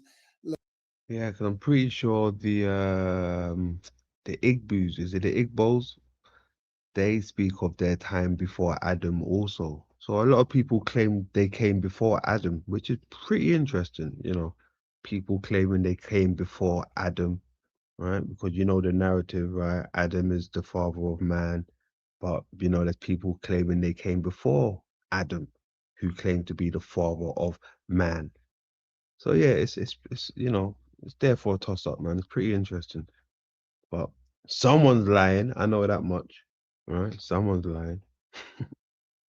Look, I got to where I got with this because I had no actual exposure to religion or the Bible whatsoever. My mum Okay. was a my mum was a Roman Catholic who didn't practice because she saw no value in it. So she didn't try and force it on her children. So she left us to figure out what it is we wanted to believe. So I researched it when I was 13, and I decided they're all control systems. And so I was an atheist for about 40 years. But then I read the book for the first time, and I read it 3 times front to back, and decided to research the Old Testament. And I found all this stuff. It's unbelievable. Um, just like I was finding everything about 9/11 and Sandy Hook and all this stuff. Yeah, I turned those skills onto the Old Testament, and literally all this information just flooded to me. Um, so Any particular old books that you referenced? Like, because I feel like, anything that's in print now has been manipulated. So uh, you've had to go back to source, I imagine, to get a lot of this information. So have you had to go to eBay, or where have you got the hold of these texts? Or right, so I started off with the King James 1611 Bible, and that came with the Apocrypha, so Mhm. 14 extra books. Um, and then I got the Book of Enoch. I got 2 copies of that, the Ethiopic and another one from translated by R.H. Charles, I think it was. And then the Book of Jasher and the Book of Jubilees. Right? So, along with the King James Bible, he also had a book on demonology as well in 1600s. Yeah, he wrote a book of demonology. Yeah. Yeah, it's such a tangled web. I mean, you would need to have such a ground in your own being to research these things, because it's life altering and earth altering. You know, it's very, the information has got the possibility of changing things. You know what I mean? If people actually adopted it and took it on board. And Absolutely. Again, I was an atheist, but as soon as I sort of started to understand the book, which shocked me, because when I first read it through, I understood it. I understood it as a story. It was like before it was just gobbledygook, but I literally read it. I was like, wow, this is a story. I can feel this story. And up until I got to the New Testament, of course, because all of a sudden you get to the New Testament, it says, you know what, forget all that. Forget that 4,000 years of history of so-and-so begetting so-and-so begetting so-and-so. It's all about this guy now. Yeah. And it, to be honest, it doesn't fit. It doesn't fit. If it was real, it would actually be within the New Testament, the Old Testament, because the Old Testament goes from beginning to end. Right? Literally goes right from the beginning right to the end. It literally tells the end in Genesis. Right, so there is no room for the New Testament. Right, and when you research who was behind the New Testament, you find it was the enemies of the Israelites. They're the so even sworn enemies of stories Israel. in the Old Sorry? Testament, like King David, the story of King David slaying Goliath in the Old Testament, that says about him going down to the riverside and collecting 5 perfect stones. Now people may interpret that as lack of faith in God, but they forget that Goliath had 4 brothers, so he was there to wipe out a bloodline, not just Goliath. Yeah, I think his men wiped out the other brothers as well, didn't they? Yeah, so I actually think the Old Testament is 100% true, and I've been finding evidence of the events of the Old Testament in the landscape. I don't know if you know that Noah's Ark was found in 1960. Yeah, by Ron Wyatt. Well, it was actually by a Turkish army captain, but Ron Wyatt went back and actually proved it. And yeah, he done all the carbon dating and got the wood tested and stuff, and then got the aerial shots off the actual, and to the very centimeter. Well, what we would call now, it was cubics back then, but it was exact same size, exact same shape to the T, and it was on Mount Ararat. Wasn't that right? Or well, it was in the foothills of Mount Ararat. Yeah. Did you know that the Most High made an appearance as well during that? in the 60s? Well, when Ron Wyatt was trying to excavate the site, right, the Turkish government refused to let him excavate. So they were dragging their feet and they wouldn't let him do it. And then all of a sudden there was an earthquake right at that very spot that excavated it for him. So I've got to say that's the Most High, sort of going, here you go, because okay, so it was found in the foothills of Mount Ararat. Okay. Yeah. And the story says no, it came to rest in the mountains, not in the foothills. Okay.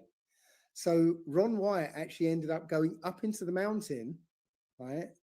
And he found the keel of the ark still wedged in the mountaintop. Okay. So the thing that was missing is that at some point in the 3,000 or 4,000 years since the event to now, Ararat, which is volcanic, erupted and covered the ark with lava. Yeah, so quickly it couldn't burn, right? And the weight of the lava and the ark snapped it off its keel, and it went down the mountainside in the lava flow. Now, if you go and Google Earth, and find that very spot, you'll find a dark patch that looks like a lava flow, right? And you find right in the middle of it, there's the arc, and there's a sharp rock, and you can see that the arc is dented where it got speared in the side with this outcrop of rock. So And it's he just also found uh, the Ark of the Covenant as well, and several other biblical things. Where was it? Where they rained he down found the sulfur. He found like the Sodom and Gomorrah, Sodom and Gomorrah, yeah. And it and he was in found the Saudi Red Sea Arabia. crossing. Yeah, he found Red Sea crossing as well. He found all the. It was like the chariot wheels and everything was still there, still preserved under the water. Yeah, Yeah, I was looking at him years ago. Such an interesting character, and he has a museum still, doesn't he, in right. America? I think with some of the artifacts. I do think he was under pressure to find New Testament artifacts. He was finding all this Old Testament stuff. He was under pressure to find some New Testament stuff, and I think he fabricated some because he said, "Oh yes, this is proof of that JC was crucified here." But it turns out this place that they call Jerusalem isn't the same Jerusalem. There were two Jerusalems. There's a Jebusite city and the Amorite city. And the city of David was a Jebusite city. And the Jerusalem now is the other one. So it can't have been JC, and because it's the wrong Jerusalem. Wrong Jerusalem. How about that? I mean, look, everywhere you go, everywhere's got the same name, same location, right? You've got a Manchester, I've got a Manchester. You've got a London, I've got a London. You've got a Birmingham, I've got a Birmingham. You've got a Dover, I've got a Dover. They've got a Jerusalem, they've got a Jerusalem.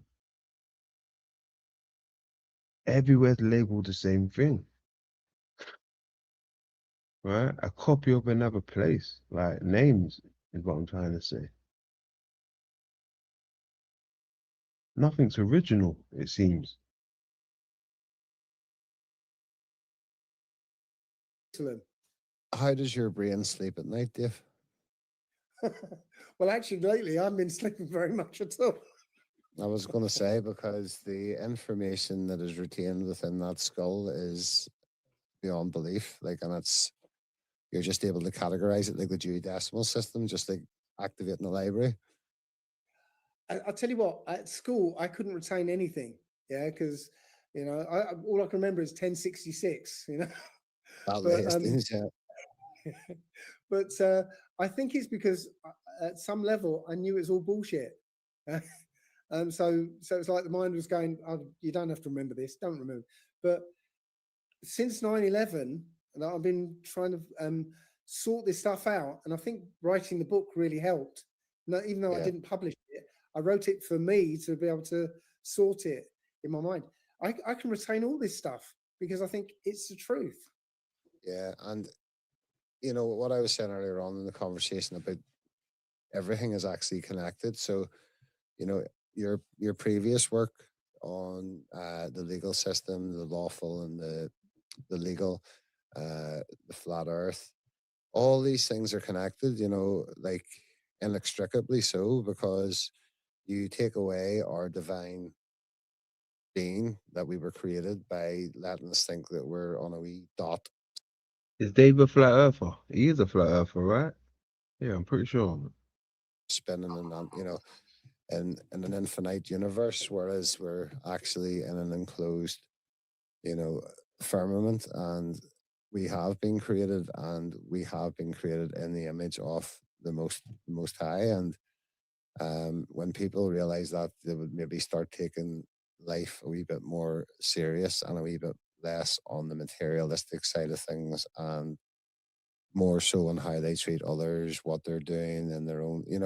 I think having that knowledge is such a it's a blessing and a curse, because you must feel like you're on an island alone sometimes, because you have such understanding of a lot that's going on, and not really many can comprehend to the depth of which you're speaking.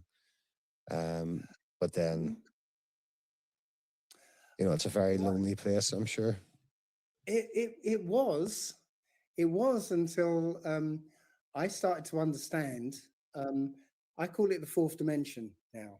It's much bigger than that, but basically to bring everything that I've learned over the last 20 odd years, this idea of the fourth dimension, what this place is, you know, who's behind it, and what part do we play in it? You know, that's what was answered by I guess my latest talk. What Um, is the chances of a part two? Because people's attention spans are not great, as we know. We're already an hour and a half in, and I don't even feel we've scratched the surface of what you could unfold. Would there be a chance of a part two? yeah, sure, I'm happy to do that. Yeah, But maybe I could give you the end of my my fourth dimension talk, because give it, give it's it. Yes, go ahead. okay. So you were saying about not taking psychedelics. Um, so drugs don't work on me generally. So I tried acid, nothing happened. I tried DMT. I saw something, wavy lines and some writing, some text. I tried magic mushrooms. I saw the text again, but nothing much. Um, I tried ayahuasca. I literally blanked out for 6 hours. Not even no no experience of time passing. I just skipped over 6 hours. Anyway, but what does work on me was cannabis if I eat it. Okay, so I would have what I call cannabis journeys. So Okay. I'd eat a bit of cannabis, and So he's eating the cannabis. Hmm. If you want a different experience, he's saying you have to eat the cannabis. Don't know whether I can eat eat the fucking herbs. Nah. I mean, you put it in a biscuit or a cookie. Yeah, now we're talking, right? You put it in a cookie or a cake. Yeah, cake all day long. Space cake all day long. But just to eat it, what? Okay. Each to their own. settle back and listen to what it tells me, and it would teach me stuff. Um, and to go back to what you said, the last time, or the next to last time that I took it, it said, "Don't take this anymore." You know, it was a kind of menacing. No, don't take this anymore, because essentially you'll be open to these entities. So I took it again, and I did experience that. So anyway, one of my cannabis journeys, it was a quite involved one, because I had a bit too much cannabis oil, um, and I've been there. so yeah, yeah. So there was a frightening aspect to it, but I overcame the frightening part, and then I was lying there, and I realized, like, my finger twitched, and I heard music. So my finger twitched was like a, you know, dip, dip, dip, dip, dip. I was like, what was that?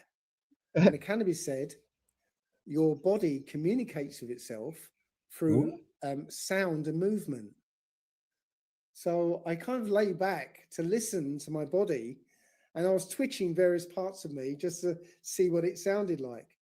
And there was this like symphony going off inside of me. This music, my internal music. And if I move my arm, maybe the strings would play a little riff, you know. Um, and um, I've got this part of me while on cannabis called the cloud observer. It's a Sounds like he was locked in. He's really hearing the biomechanics of the human aura, the human body, right? He had an experience. Listen to him. it sits like slightly above me and behind my head, and it comments on everything that's going on. So I'm lying there, twitching parts of me, and my cloud observer says, Dave, from here it looks like you're having a seizure. Can everybody quieten down? So so my body went kind of limp. uh, and as I lay there, I could hear this sound. And the sound was just like if you go to a football match before the match starts, it's the sound of 10,000 voices all talking at once. you know. Yeah, yeah, yeah. So I heard that sound, and I said to the cannabis, "Well, what is that?" And the cannabis said, "That's the sound of your cells." I was like, "Whoa, okay, let me." Whoa, hold on. Whoa, whoa, whoa, whoa, whoa, whoa, whoa. Your cells. Your cells. I was not expecting you to say that, Dave Murphy. That's quite interesting. Take that back. And, and I said to the cannabis, "Well, what is that?" And the cannabis said, "That's the sound of your cells." I was like, "Whoa, okay." Yeah, that's crazy. I mean, that's almost close to that the sound of, when your TV's off the signals off, right? When the yeah, that black noise, it's not black noise, the white, well, not, is it white noise? What noise do you call that noise? Static sound, right? Almost like a static, but it's not like a static sound. The way how he explained it, how its voices, right? Almost like hundreds and thousands of voices talking at once, right? But he tied it in with the cells, right? He tied it in with the cells. I wonder if that's why you get like a black and white screen pixelated when you hear that sound.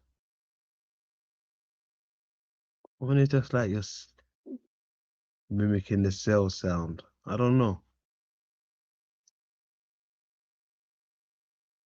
'Cause that's close to the football sound, right? What he's describing. Damn, dude, that's cold. Sound. And I said to the cannabis, "Well, what is that?" And the cannabis said, "That's the sound of your cells." I was like, "Whoa, okay, let me see if I can hear, focus in on one voice." He said, "Whoa, yeah, that's fucking hilarious, though." And the cannabis said, "That's the sound of your cells." I was like, "Whoa, okay, let me see if I can hear, focus in on one voice." Right. So I'm concentrating, listening to this sound. And as I'm listening to it, it was like, it's like somebody, a player had got the football and he was running down the pitch with the ball, and there's only the goalie between him and the goal, and the crowd's Yeah. going, the crescendo's Handle, yeah. going up, and he scores, and it's like, you know. And I said, "What?" And I got this feeling, this warmth of awe and gratitude and wow.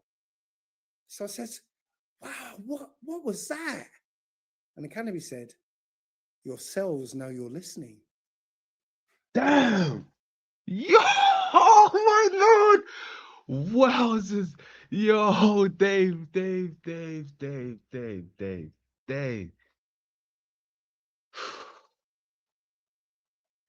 I need to 420. That was different. That was different.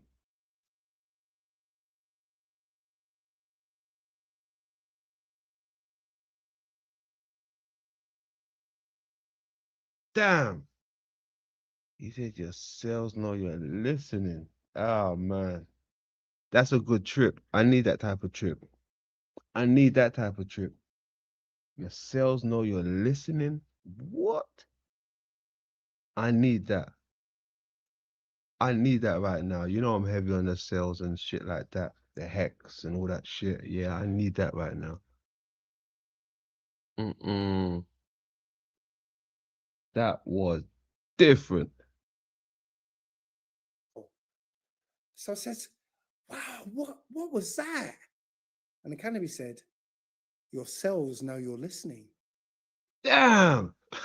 was crazy. Hey, that was, but you know what? That's probably one of the best things I've heard this year. That may even be the best thing at this moment. Your sales know you're listening. Oh man.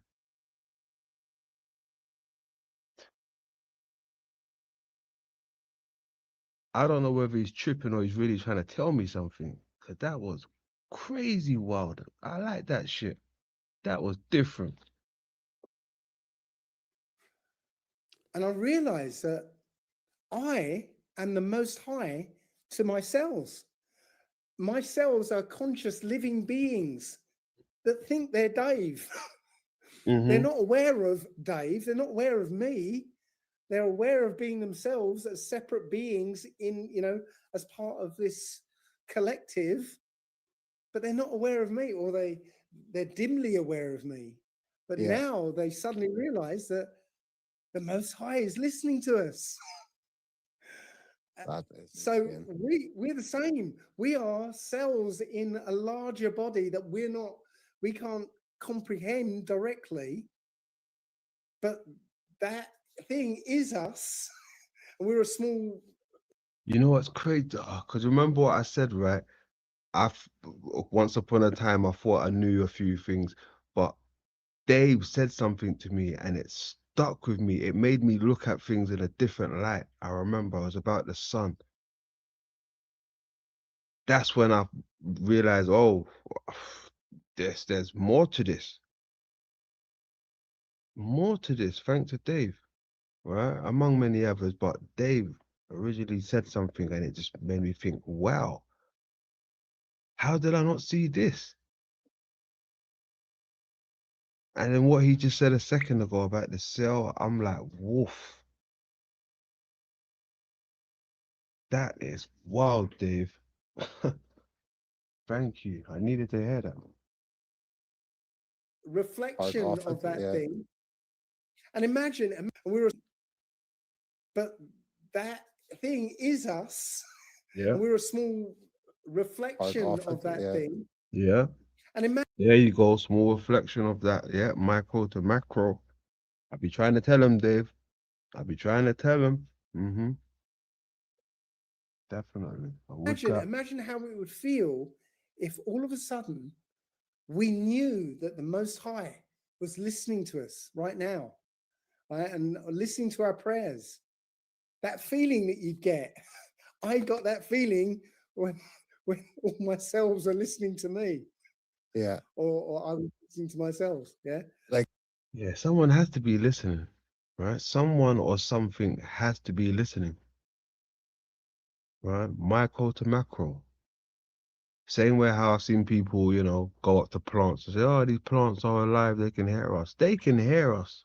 Someone can hear us. I don't know what they're hearing. I don't know what it sounds like to them, but they can hear our frequency. Those macro things out there can hear our frequency. I don't know what it's sounding like to them, but they can hear us. They know there's life over here. Same way how they talk about, oh, we're going to point our satellites over there to see if we can get any contact. Where did they get these ideas from? There's probably some macro things out there pointing something down at us, trying to hear and listen and see. Right? That's just my thoughts. That's where I go with it, right? As above, so below.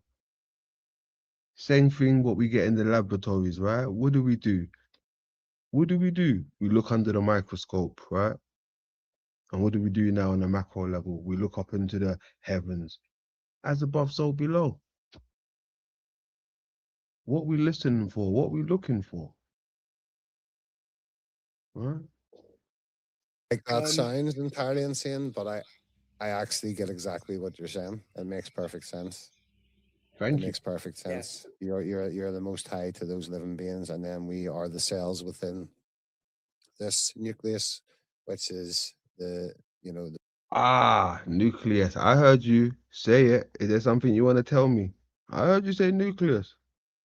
I heard you say it. Take you back.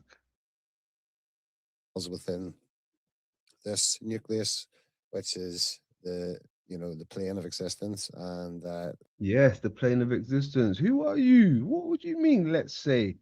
About let's say, yeah, that's what we're saying. What do you mean? That's the shit I say. Nucleus plane of existence. Huh? Who are you? You lot are talking my language right now.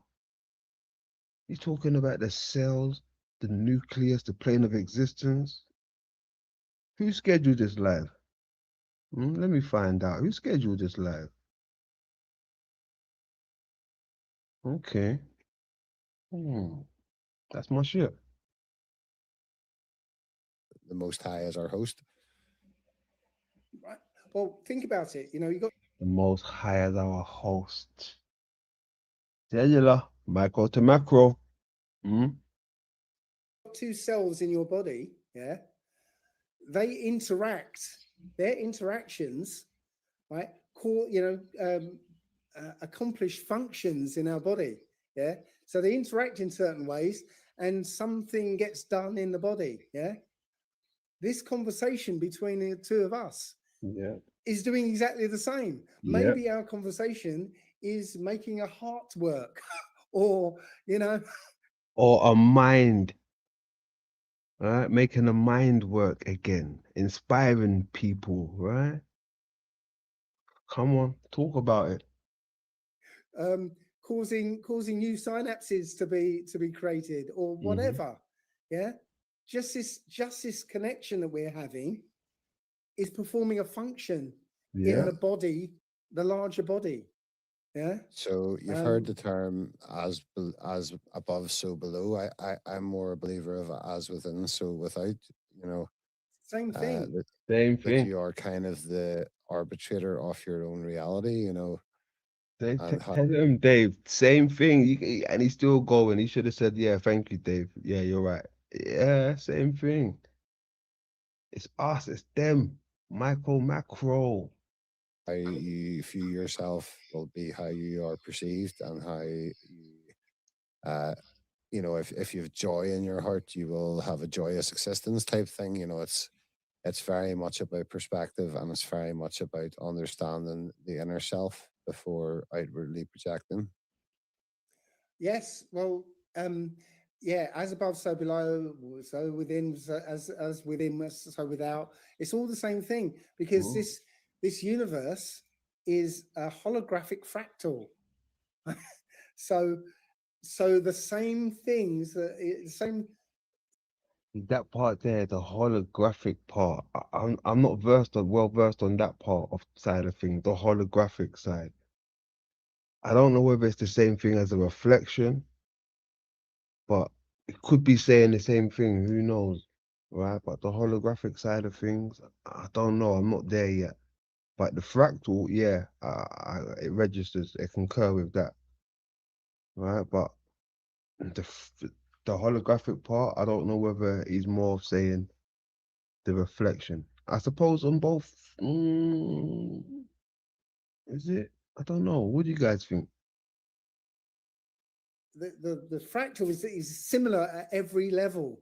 Every level up, you're going to see the same things. It might be more complicated, but it was exactly. Salute to the grand old chat room, by the way. Sherry in the building. What's happening, my love? Much love to you. Kyle in the building. Salutes. Angel Wings in the building. Much love. Flower in the building. Welcome. Good to see you, friend. Good to see you, man. Good to see you. Salutes to you. Grand old chat room. Yeah, 420 if you got that. Who else we got down there? Let's have a quick look real quick. Engine in the building. Salutes to you, player. What's happening? Basket in the building. Salutes and welcome. Much love to you people.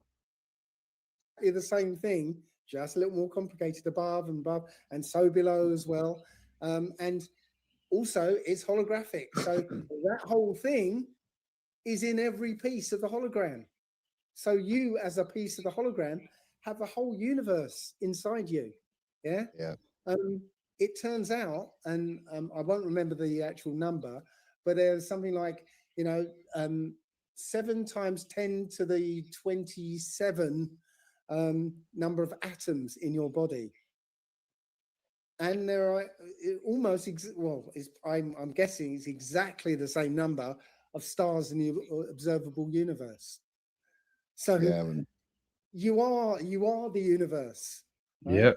Yeah. Again, my latest talk, it takes at least 3 hours, but literally I go through how the universe was created, because there's a blueprint. There's literally a blueprint that shows how this universe was created, right?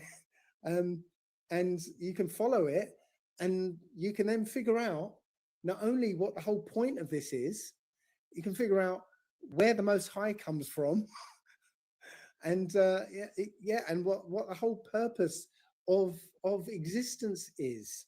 It's So kind of obvious. what you're saying is we really need a part two and a part three. Nah, it's obvious. So you gotta talk that shit. Ah, you're gonna leave me for a part two and part three. I see what you just did there.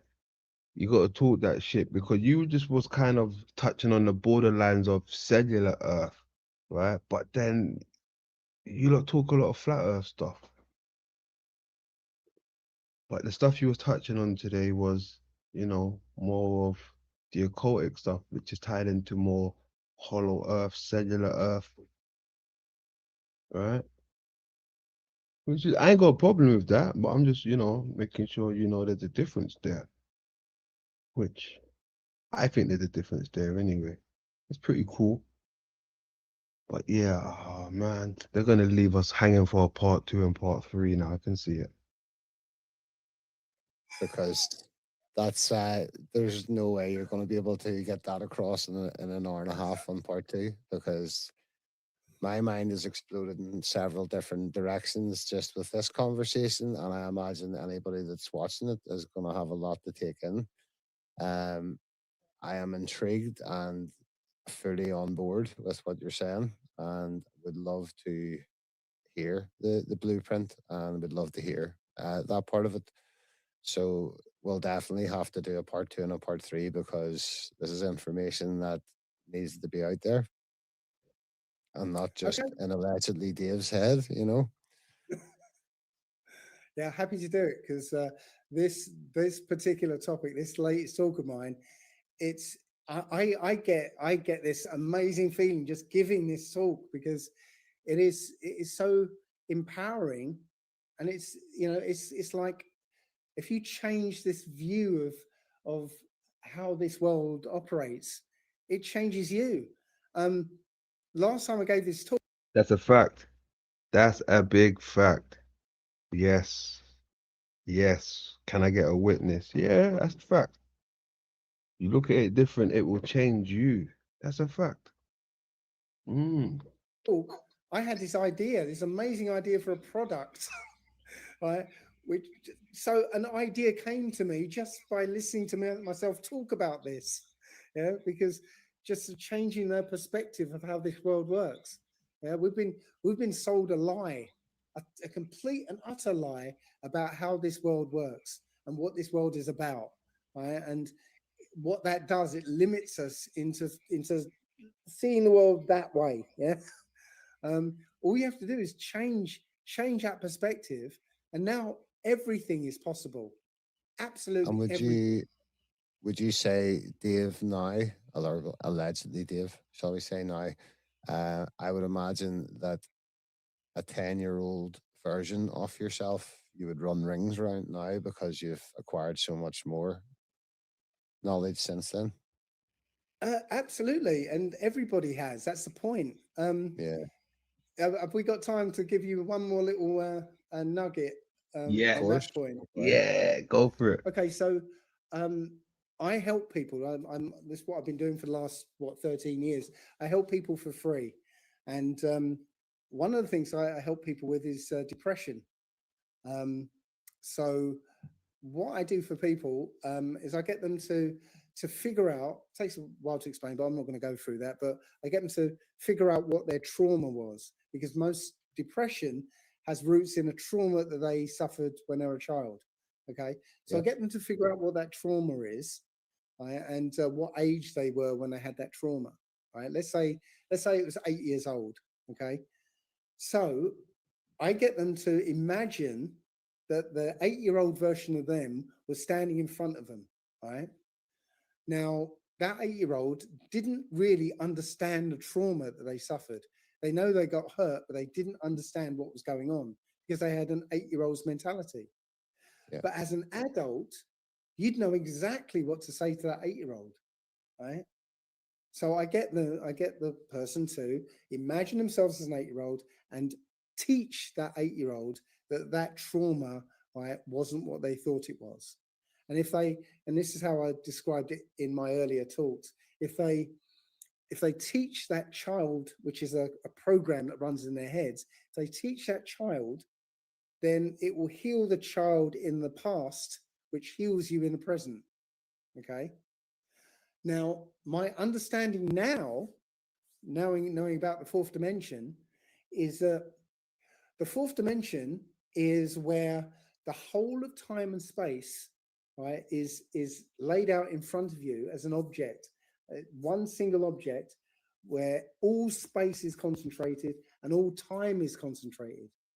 Just like in the third dimension, you can look down at a flat two-dimensional world and have a complete overview of that world, right? Not only He talking that shit, see? He talk Dave, man, you're cold, bro. You're talking that shit. That's why it makes me think, are we inside of the construct? Or are we outside looking in as a collective? Are we outside of Eden looking up at the tree of life? Or are we inside? Someone's outside looking in. I don't know who it is, whether we're in or they're in. But how he's describing it, I know exactly what he means. Right? I see these type of things within these movies and these artworks that's played out and the ancient scriptures, right? You have people on the outside of the tree of life looking in, right? So there's a group of people on the outside and on the inside. Which one is it? Which one are we? What is this place? Where are we? Right? so if you've got a two-dimensional being like a circle, right, not only can you see that being, but you can see inside the being as well. Right? You can see everything. Yeah. So in the fourth dimension, you've got an overview of the whole of time and space. Okay. Now you can access that fourth dimension using your right brain and your heart. Right? We call it imagination or that creative thing. It's you literally connecting to that object, and you can either read or write to that object. Okay. So when you use your imagination to imagine that 8-year-old child, what you're doing in actuality is connecting to you when you are 8 in real time.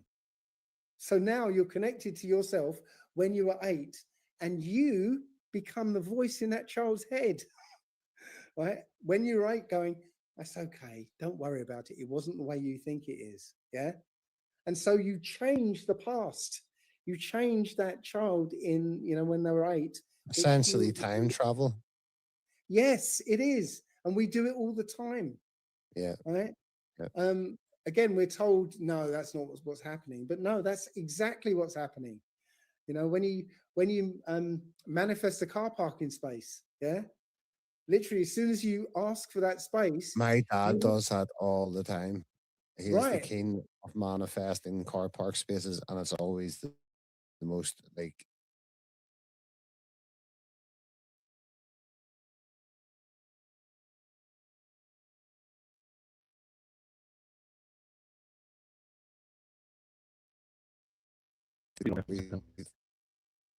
we've always thought it's like Got Maryline in the building. Maryline in the building, folks. Happening, Sister Kid got Maryline in the building, folks. Big up. another worldly gift that he's got, like, or we call it luck, but clearly it's a bit deeper than that. It's not like, and everybody can do it, or let's say all humans can do it, but literally what's happening is, okay, if you do nothing, you have a probable timeline going off into the future to your death. So by probabilities, there's a probable timeline that you're going to take, and it's already fixed. Okay, nothing you can do about it, right? But if you go into the fourth dimension, right, you can make changes. And again, you do that with your imagination, with your intention. Okay, so if you don't do anything, that probable timeline gets you at Tesco's where somebody else is in your space, right? But if you decide, you know what, I want that car parking space, yeah, there is another timeline, maybe not very far away from that one, where you are in that space. But that timeline diverged from your timeline somewhere in the past. Okay. One The last moment you question. ask for it, sorry? How on earth do you look 30? Um, How have you stayed so young looking? urine therapy and a mindset. Again, mindset. That's Ah, what. the That's urine therapy thing. I forgot about that. Oh man. Oh Lord. I don't think I could do that stuff. I forgot about that. That was a thing once upon a time. I remember I had someone that came onto my channel before. I forgot their name.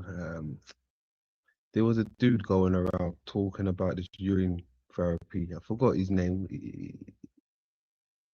What's his name again? He came on my channel once or twice. He was heavy into that stuff. I think he went over to the other side with poor enslaving those people and they made a mockery of him.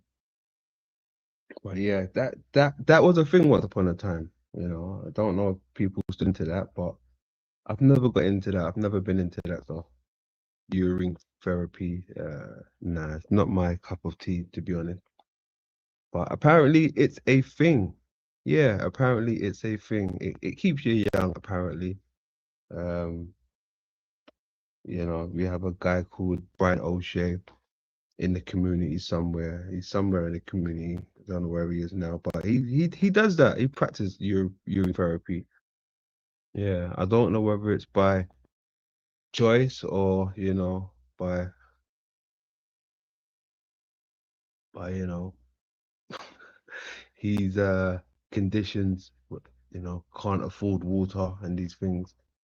I don't know. Some people may be really piss poor out here, where that phrase comes from, piss poor. All you got to do is drink piss. That's all you got. That's all you can afford. I don't know, but yeah. So even if you could, I mean, Dave seems to be living in a house, right? It's not like he's living in his car, but he chooses to do urine therapy. So maybe you don't have to be homeless to do urine therapy. I don't know. Yeah. Each to their own. that's all it is. Seriously, if Yeah. I talk about, again, this is another one of my talks. Um, there's a group of women in America called the Palm Springs Follies. Okay, they're a dance Mhm. troupe, and they 8 dances a week, really strenuous dance routines and all that. The interesting thing about them is the youngest was about 62, and the oldest is about 87. Right, but they look like 30-year-old women, attractive 30-year-old women, right? The reason that they look like that is because in their minds, they're not old women, they're dancers. And dancers have to be a certain way, right? But you can contrast those women with another set of women with the same ages who don't think they're dancers, they think they're old women. And they're sort of all wrinkled, and because that's the picture they're holding in their heads, And I right? think And like the birthday and stuff, that all those things are leading towards your inevitable path that they want you to stay within. Recognize the yes, other year is older, and that's why there's such a ceremony around the burning of the candles and the cake and blowing them out and making a wish, whereas you can actually just access the fourth dimension, and you do not need to yes. succumb to that. Obviously, we all have to die, If, but if I said the age 80 to you, right, right now you've got a picture in your head of an 80-year-old, and not only a mhm. picture, you've got a whole list of what an 80-year-old can and can't do. Yeah. And unless you change that picture, that's where you're going. Yeah. So, but you can change that picture, right? So I literally helped my mum. I helped my mum out of a wheelchair. Right, she'd been in a wheelchair for 20 years, right? And literally got her out of a wheelchair. And I gave her a task to complete. I said to her, I want you to spend a few weeks designing the woman that you want to be, right?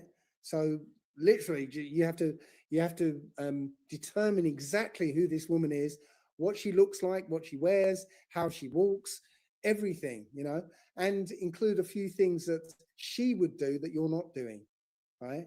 And I said to her, when you've got this woman completely and utterly defined, so that you know the back of her hand, everything about her, right? Then I want you to be her. And she said, well, how do I be her? I'm not her.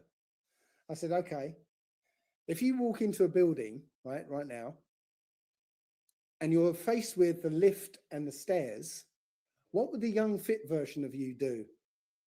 And she said, well, go up the stairs. I said, well, what would you do? Well, I'll take the lift. I said, well, every time you take the lift, you're telling your body that you're an old woman who needs the lift, right? And so your body's going to go, hey, I notice you're not using your legs so much. I'm going to whittle them down since you're not using them. Yeah. Damn. But if Damn, that's powerful. Yeah, that is powerful. I hear you there, Dave. Yes, sir. Yes, sir. Yes, sir. And you know what's wild, right? I mean, sometimes I do see a lot of people using the lifts or whatever, and you gotta be mindful. Sometimes there is people with injuries and conditions it's not visible, right? You don't even know, right?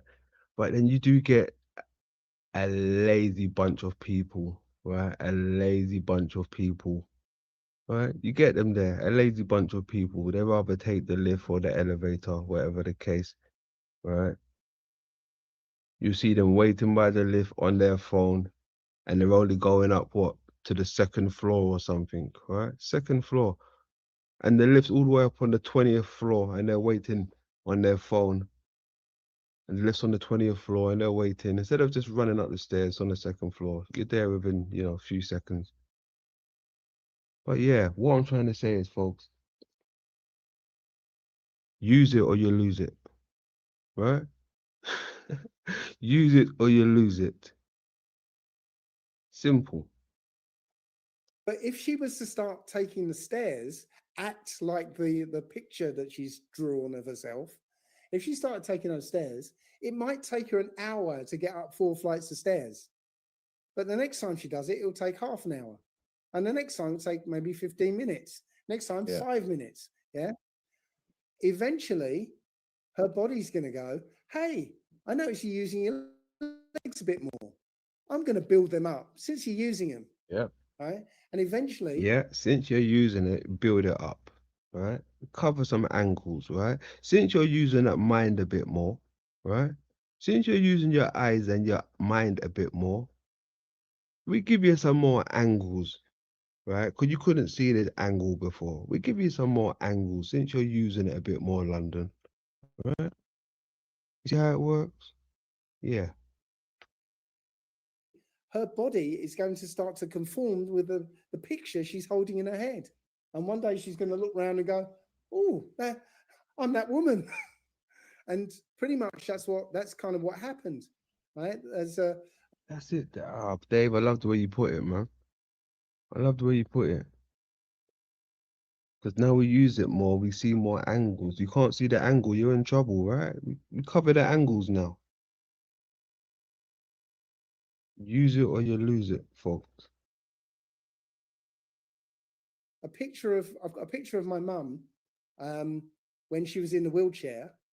I got another picture of her a year and a half later when she's out of the wheelchair, looking 20 years younger.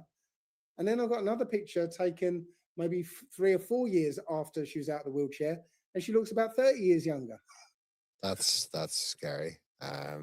And it's like it's something that I have always known, not to the level of articulation that you just put it, but I've had a fair idea that like you kind of are what you believe, and all that, and you've just verbalized it in a very digestible way. So I'm gonna have to cut this short. If you can stay online just while the outro plays, and I'll get a quick chat with you afterwards. Well, Bit late. I'll just say, as a closing thing, yeah, Yeah, this is a game we're playing, right? And if you don't play this game consciously, the game's going to play you. Yes. So, it's up to Yes, yes, yes, yes, yes, Dave. Yes, sir. I concur. you. You can play it consciously if you like, and you'll see amazing changes. But if you stop don't, the game's sleepwalking. going to play you. Yeah. Yeah, that's a perfect end. Stop sleepwalking, folks. And while you're not sleepwalking, like, share, and subscribe. And we will have Dave back on to blow our minds some more. So yeah, I'll just end the recording here and I'll speak to you straight after. Just 1 second. Good stuff, Dave. Good stuff, Dave and friend. Dave and friend. Good stuff. Appreciate that, man. That was good stuff. It was a lot. It was a lot. Dave said a lot, said a lot. I know he could have said much more things. He could have said much more things, but he just kept it there. And yeah, I'm grateful for that. Grateful for that, boy. It's the things that they don't say sometimes that catches my attention, right? Because my mind goes there, right? The things that they don't say. Sometimes you can just say a few things and my mind's like, whoa, it's gone there, right? Especially when it comes to certain topics that we've heard and covered before, right? Everything leads back to this moon, this eye, this lens, this upper room, as above, so below, as within, so without. It's all there. I know Dave sees it too. I know you see it, Dave.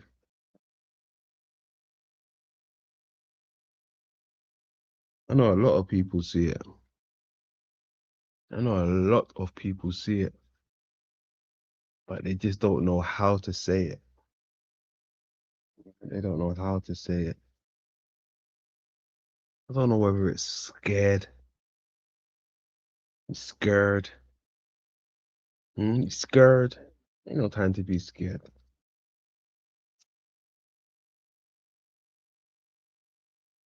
Dave has a way with it, right? I remember the first time I heard Dave and he said something about the sun and he just made me think like, what?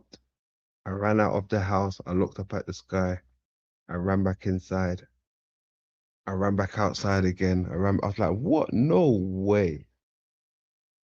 I was blown away. That's when my mind was like open, right? That's when my mind was open. And that's when I really became more of a truther, quotes, air quotes with the truther, right? Dave, I never forget that day. That thing you said about the sun, you had my ears locked in from that day. I'd never forget. Right. And then I came across, everybody else, the boys and everybody else, and it was like, whoa. And then what you said today about, your experience with the cannabis, you know, and the sales speaking to you, whew, that was crazy. Crazy good in a way. That was cold.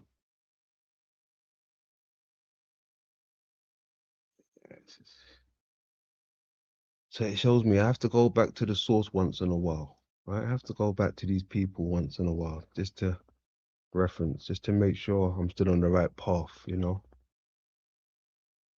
Dave be dropping that shit, man. Dave is cold. Dave is cold.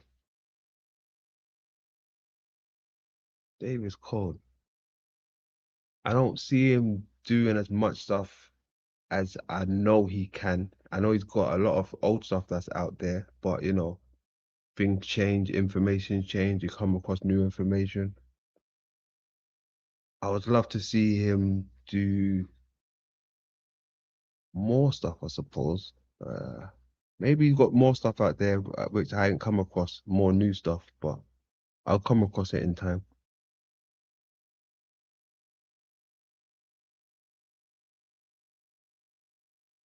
Yeah, Dave Murphy, ladies and gentlemen. Hey, cheers, S. That's good stuff. Good stuff. Yeah, down to the Nephilim, to the cells, to this, to that, cloning. Yeah, he's got it covered, man. He's got it covered. His research is good. Good information. Good stuff. So what's happening, grand old chat room? Who we got down there? Salte in the building still.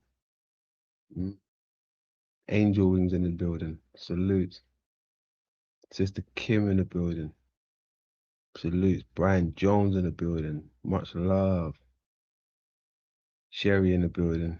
Leave a comment for a book. Okay, yeah, go ahead, please. Remind me, please put that down there. Please.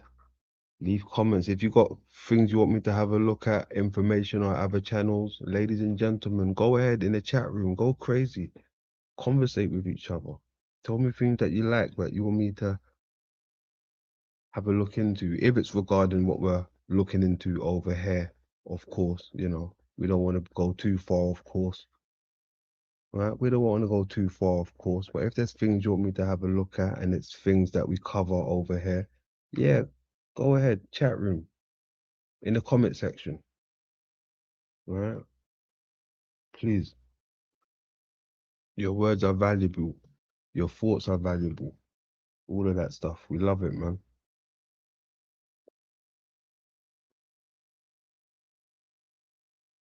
So yeah, what is new, otherwise? What is new? Hmm?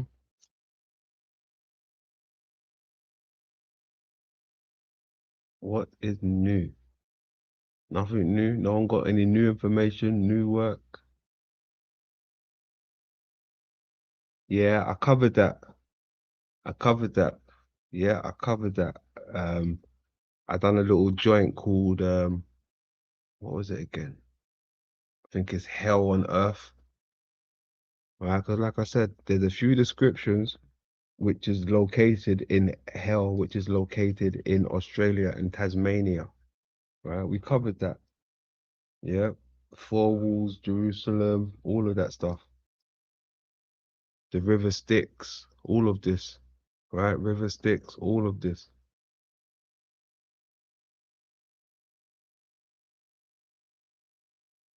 Trust me. Down under. Land down under. Right? The land down under.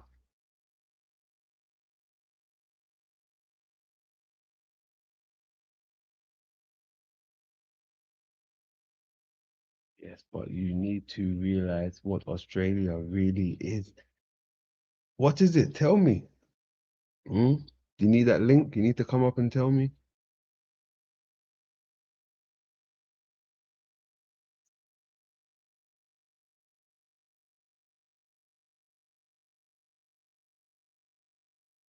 The chip on the left hand side. The chip on the left hand side. Oh no, no. You got to pass it to the left hand side. Are you Dutch?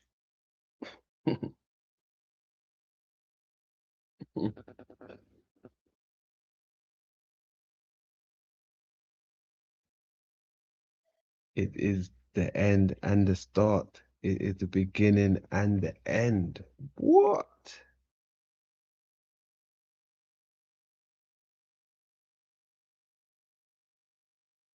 Is that the gateway?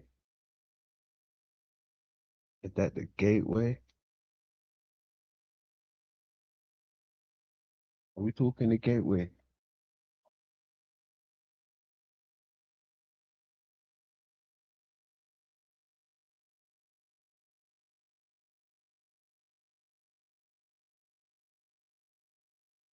Most of Australia has sunk under the ocean since 1650. Woof.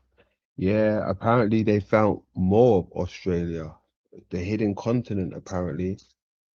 The continent they thought was missing continent, missing land. I think it's Zealandia, something along the lines like that.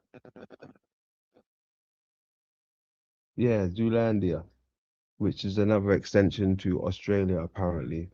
Right, so apparently Australia goes on for miles. Yeah, Zoolandia. I'm pretty sure of it. It was a hidden continent for, what was it? Uh, over 100 million years, maybe even 300 million years, apparently. Where they get those numbers from? Hmm? Where you get those numbers from? 300 million years. What? Hey, hold on a second. 300 million years, yeah? You've been missing for 300 million years. Yeah, right. Get out of here. 300 million years. Mount Meru is not what you think. What? Talk to me. What is it? What is Mount Meru? Now let me show you a big honeycomb. What? Pause. Oh god. Oh no, I'm dropping that link. See that link allows me to be dropped. There you go. Hit that link. Jump up here.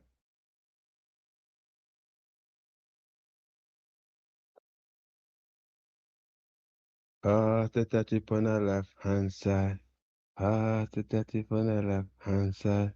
Oh no no. You got to put it to the left hand side. Hold on.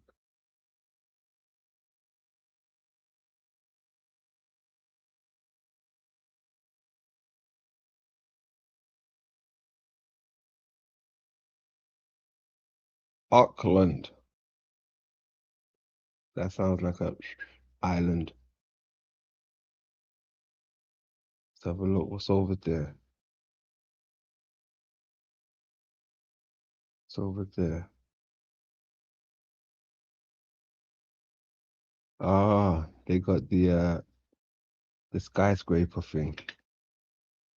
Okay, I see where you're going with that. Yeah, they got the skyscraper thing. They also have that in how do you call it? Uh Seattle. Something on the lines of Seattle. Right? Hold on.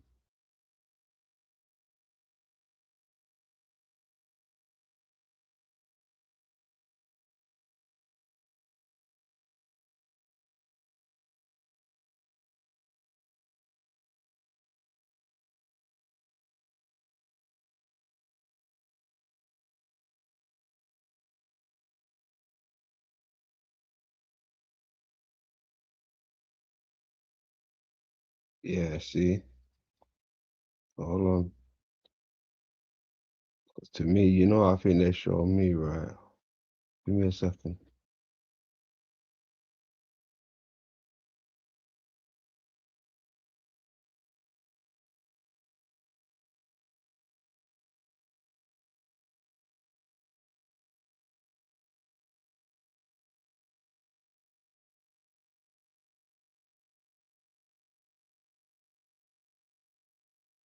So, oh, hold on a second. What the hell happened?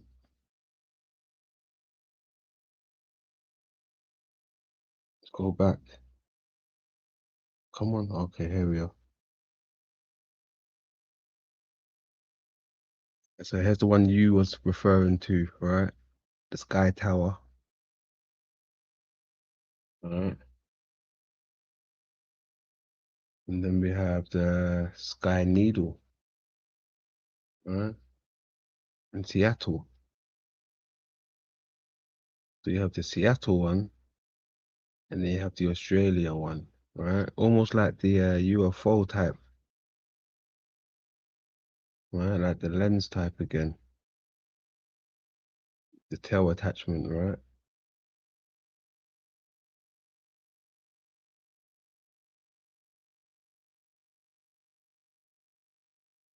Same thing, same story again, right? Possibly. Could that what we'd be looking at? Is it that? Is it really that?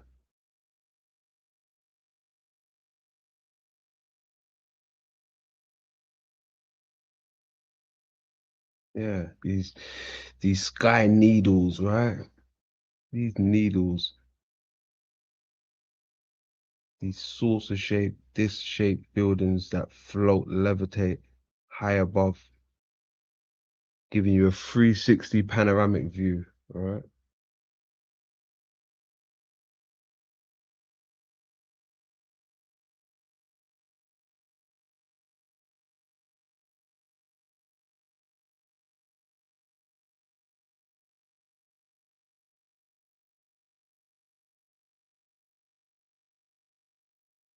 Uh, okay.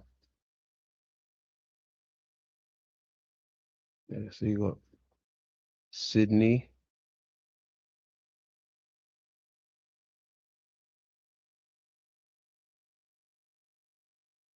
Australia. I'm sorry, Seattle and Australia.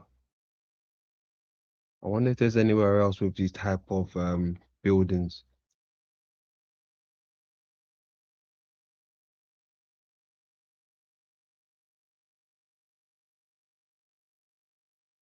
Ah, do you know what else we hold on? No. We've got the BT Tower. That's almost like that as well, isn't it? Have a look. Hold on.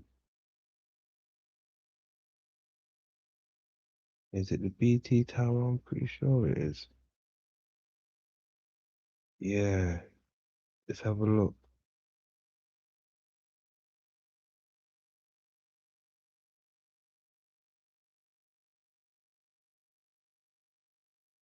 Yeah, there you go. Bingo. No, the BT Tower. Look at our one. Wowzers. That's the communication.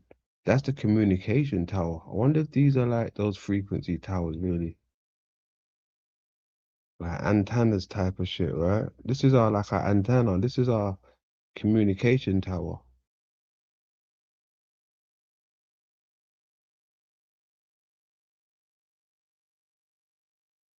In another sense, like the beehive. No, there's that eye in the background. What did that say there? Forge in the white heat of science revolution. Okay. Have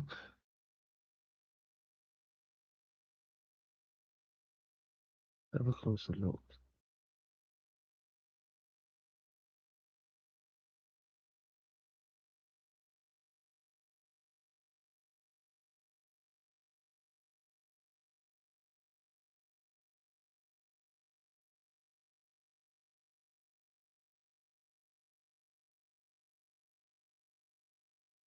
That one. That. I wonder if there's any more. Ladies and gentlemen, is there any more? Let me see what the chat room's saying. Sydney Tower. Yeah, we got that. We have Post Office Tower. Post Office Tower? What's that look like? I ain't seen that.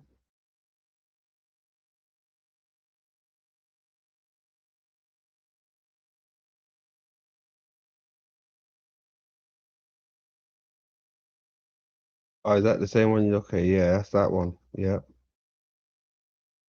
Oh, is it the Post Office Tower also? Oh, okay. So it's the BT and the Post Office Tower. So what was it? Oh, shit. Hold on a second. Let me see this one. What's this? Oh, is that the resurrection or the erection of it, rather?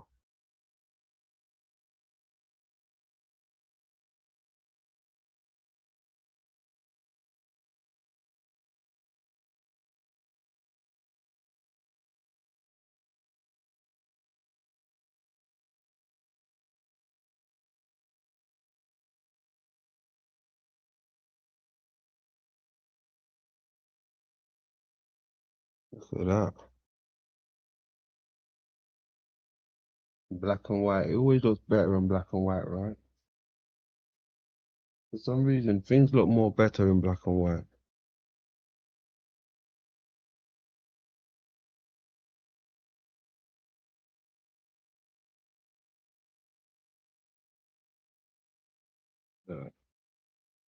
Put a crane on top of it.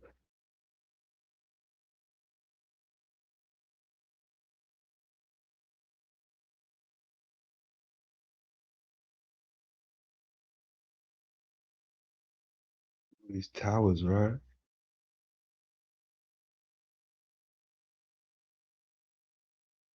Wonder what's Dubai's tower? Dubai has. I wonder if Dubai's got a tower, but what's the name of it?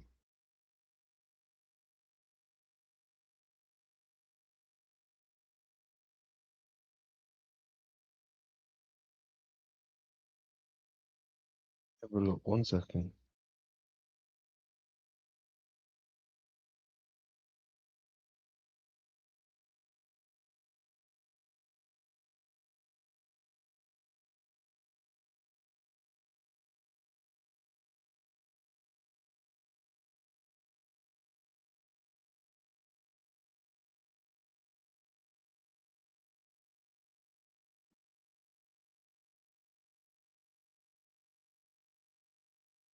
What's that?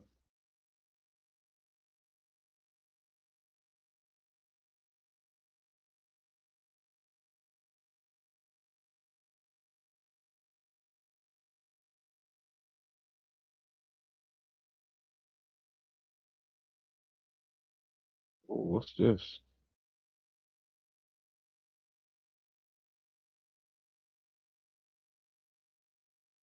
I ain't seen this before.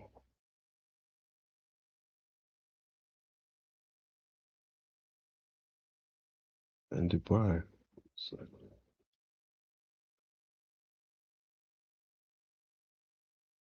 bloody hell. Yeah, this one, what's this? Some type of pyramid or what is that? Dubai Creek Tower. Greek Tower.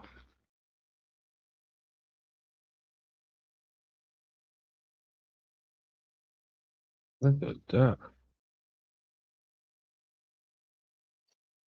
That looks crazy. It's like a rocket. That looked like a rocket, boy. Damn. I like that.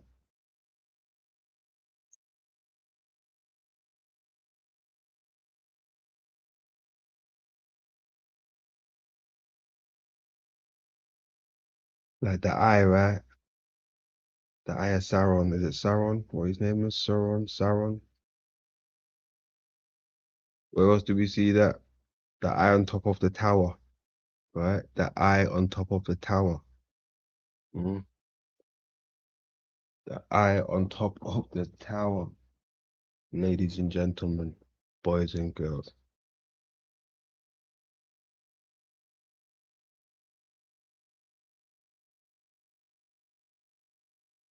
The eye on top of the tower.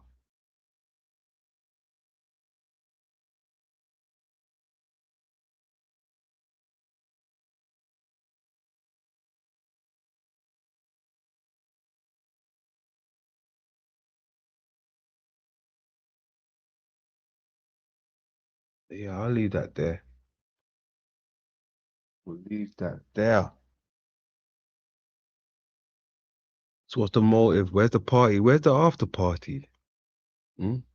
Where's the after party? No after party? We like after parties. No invite? No?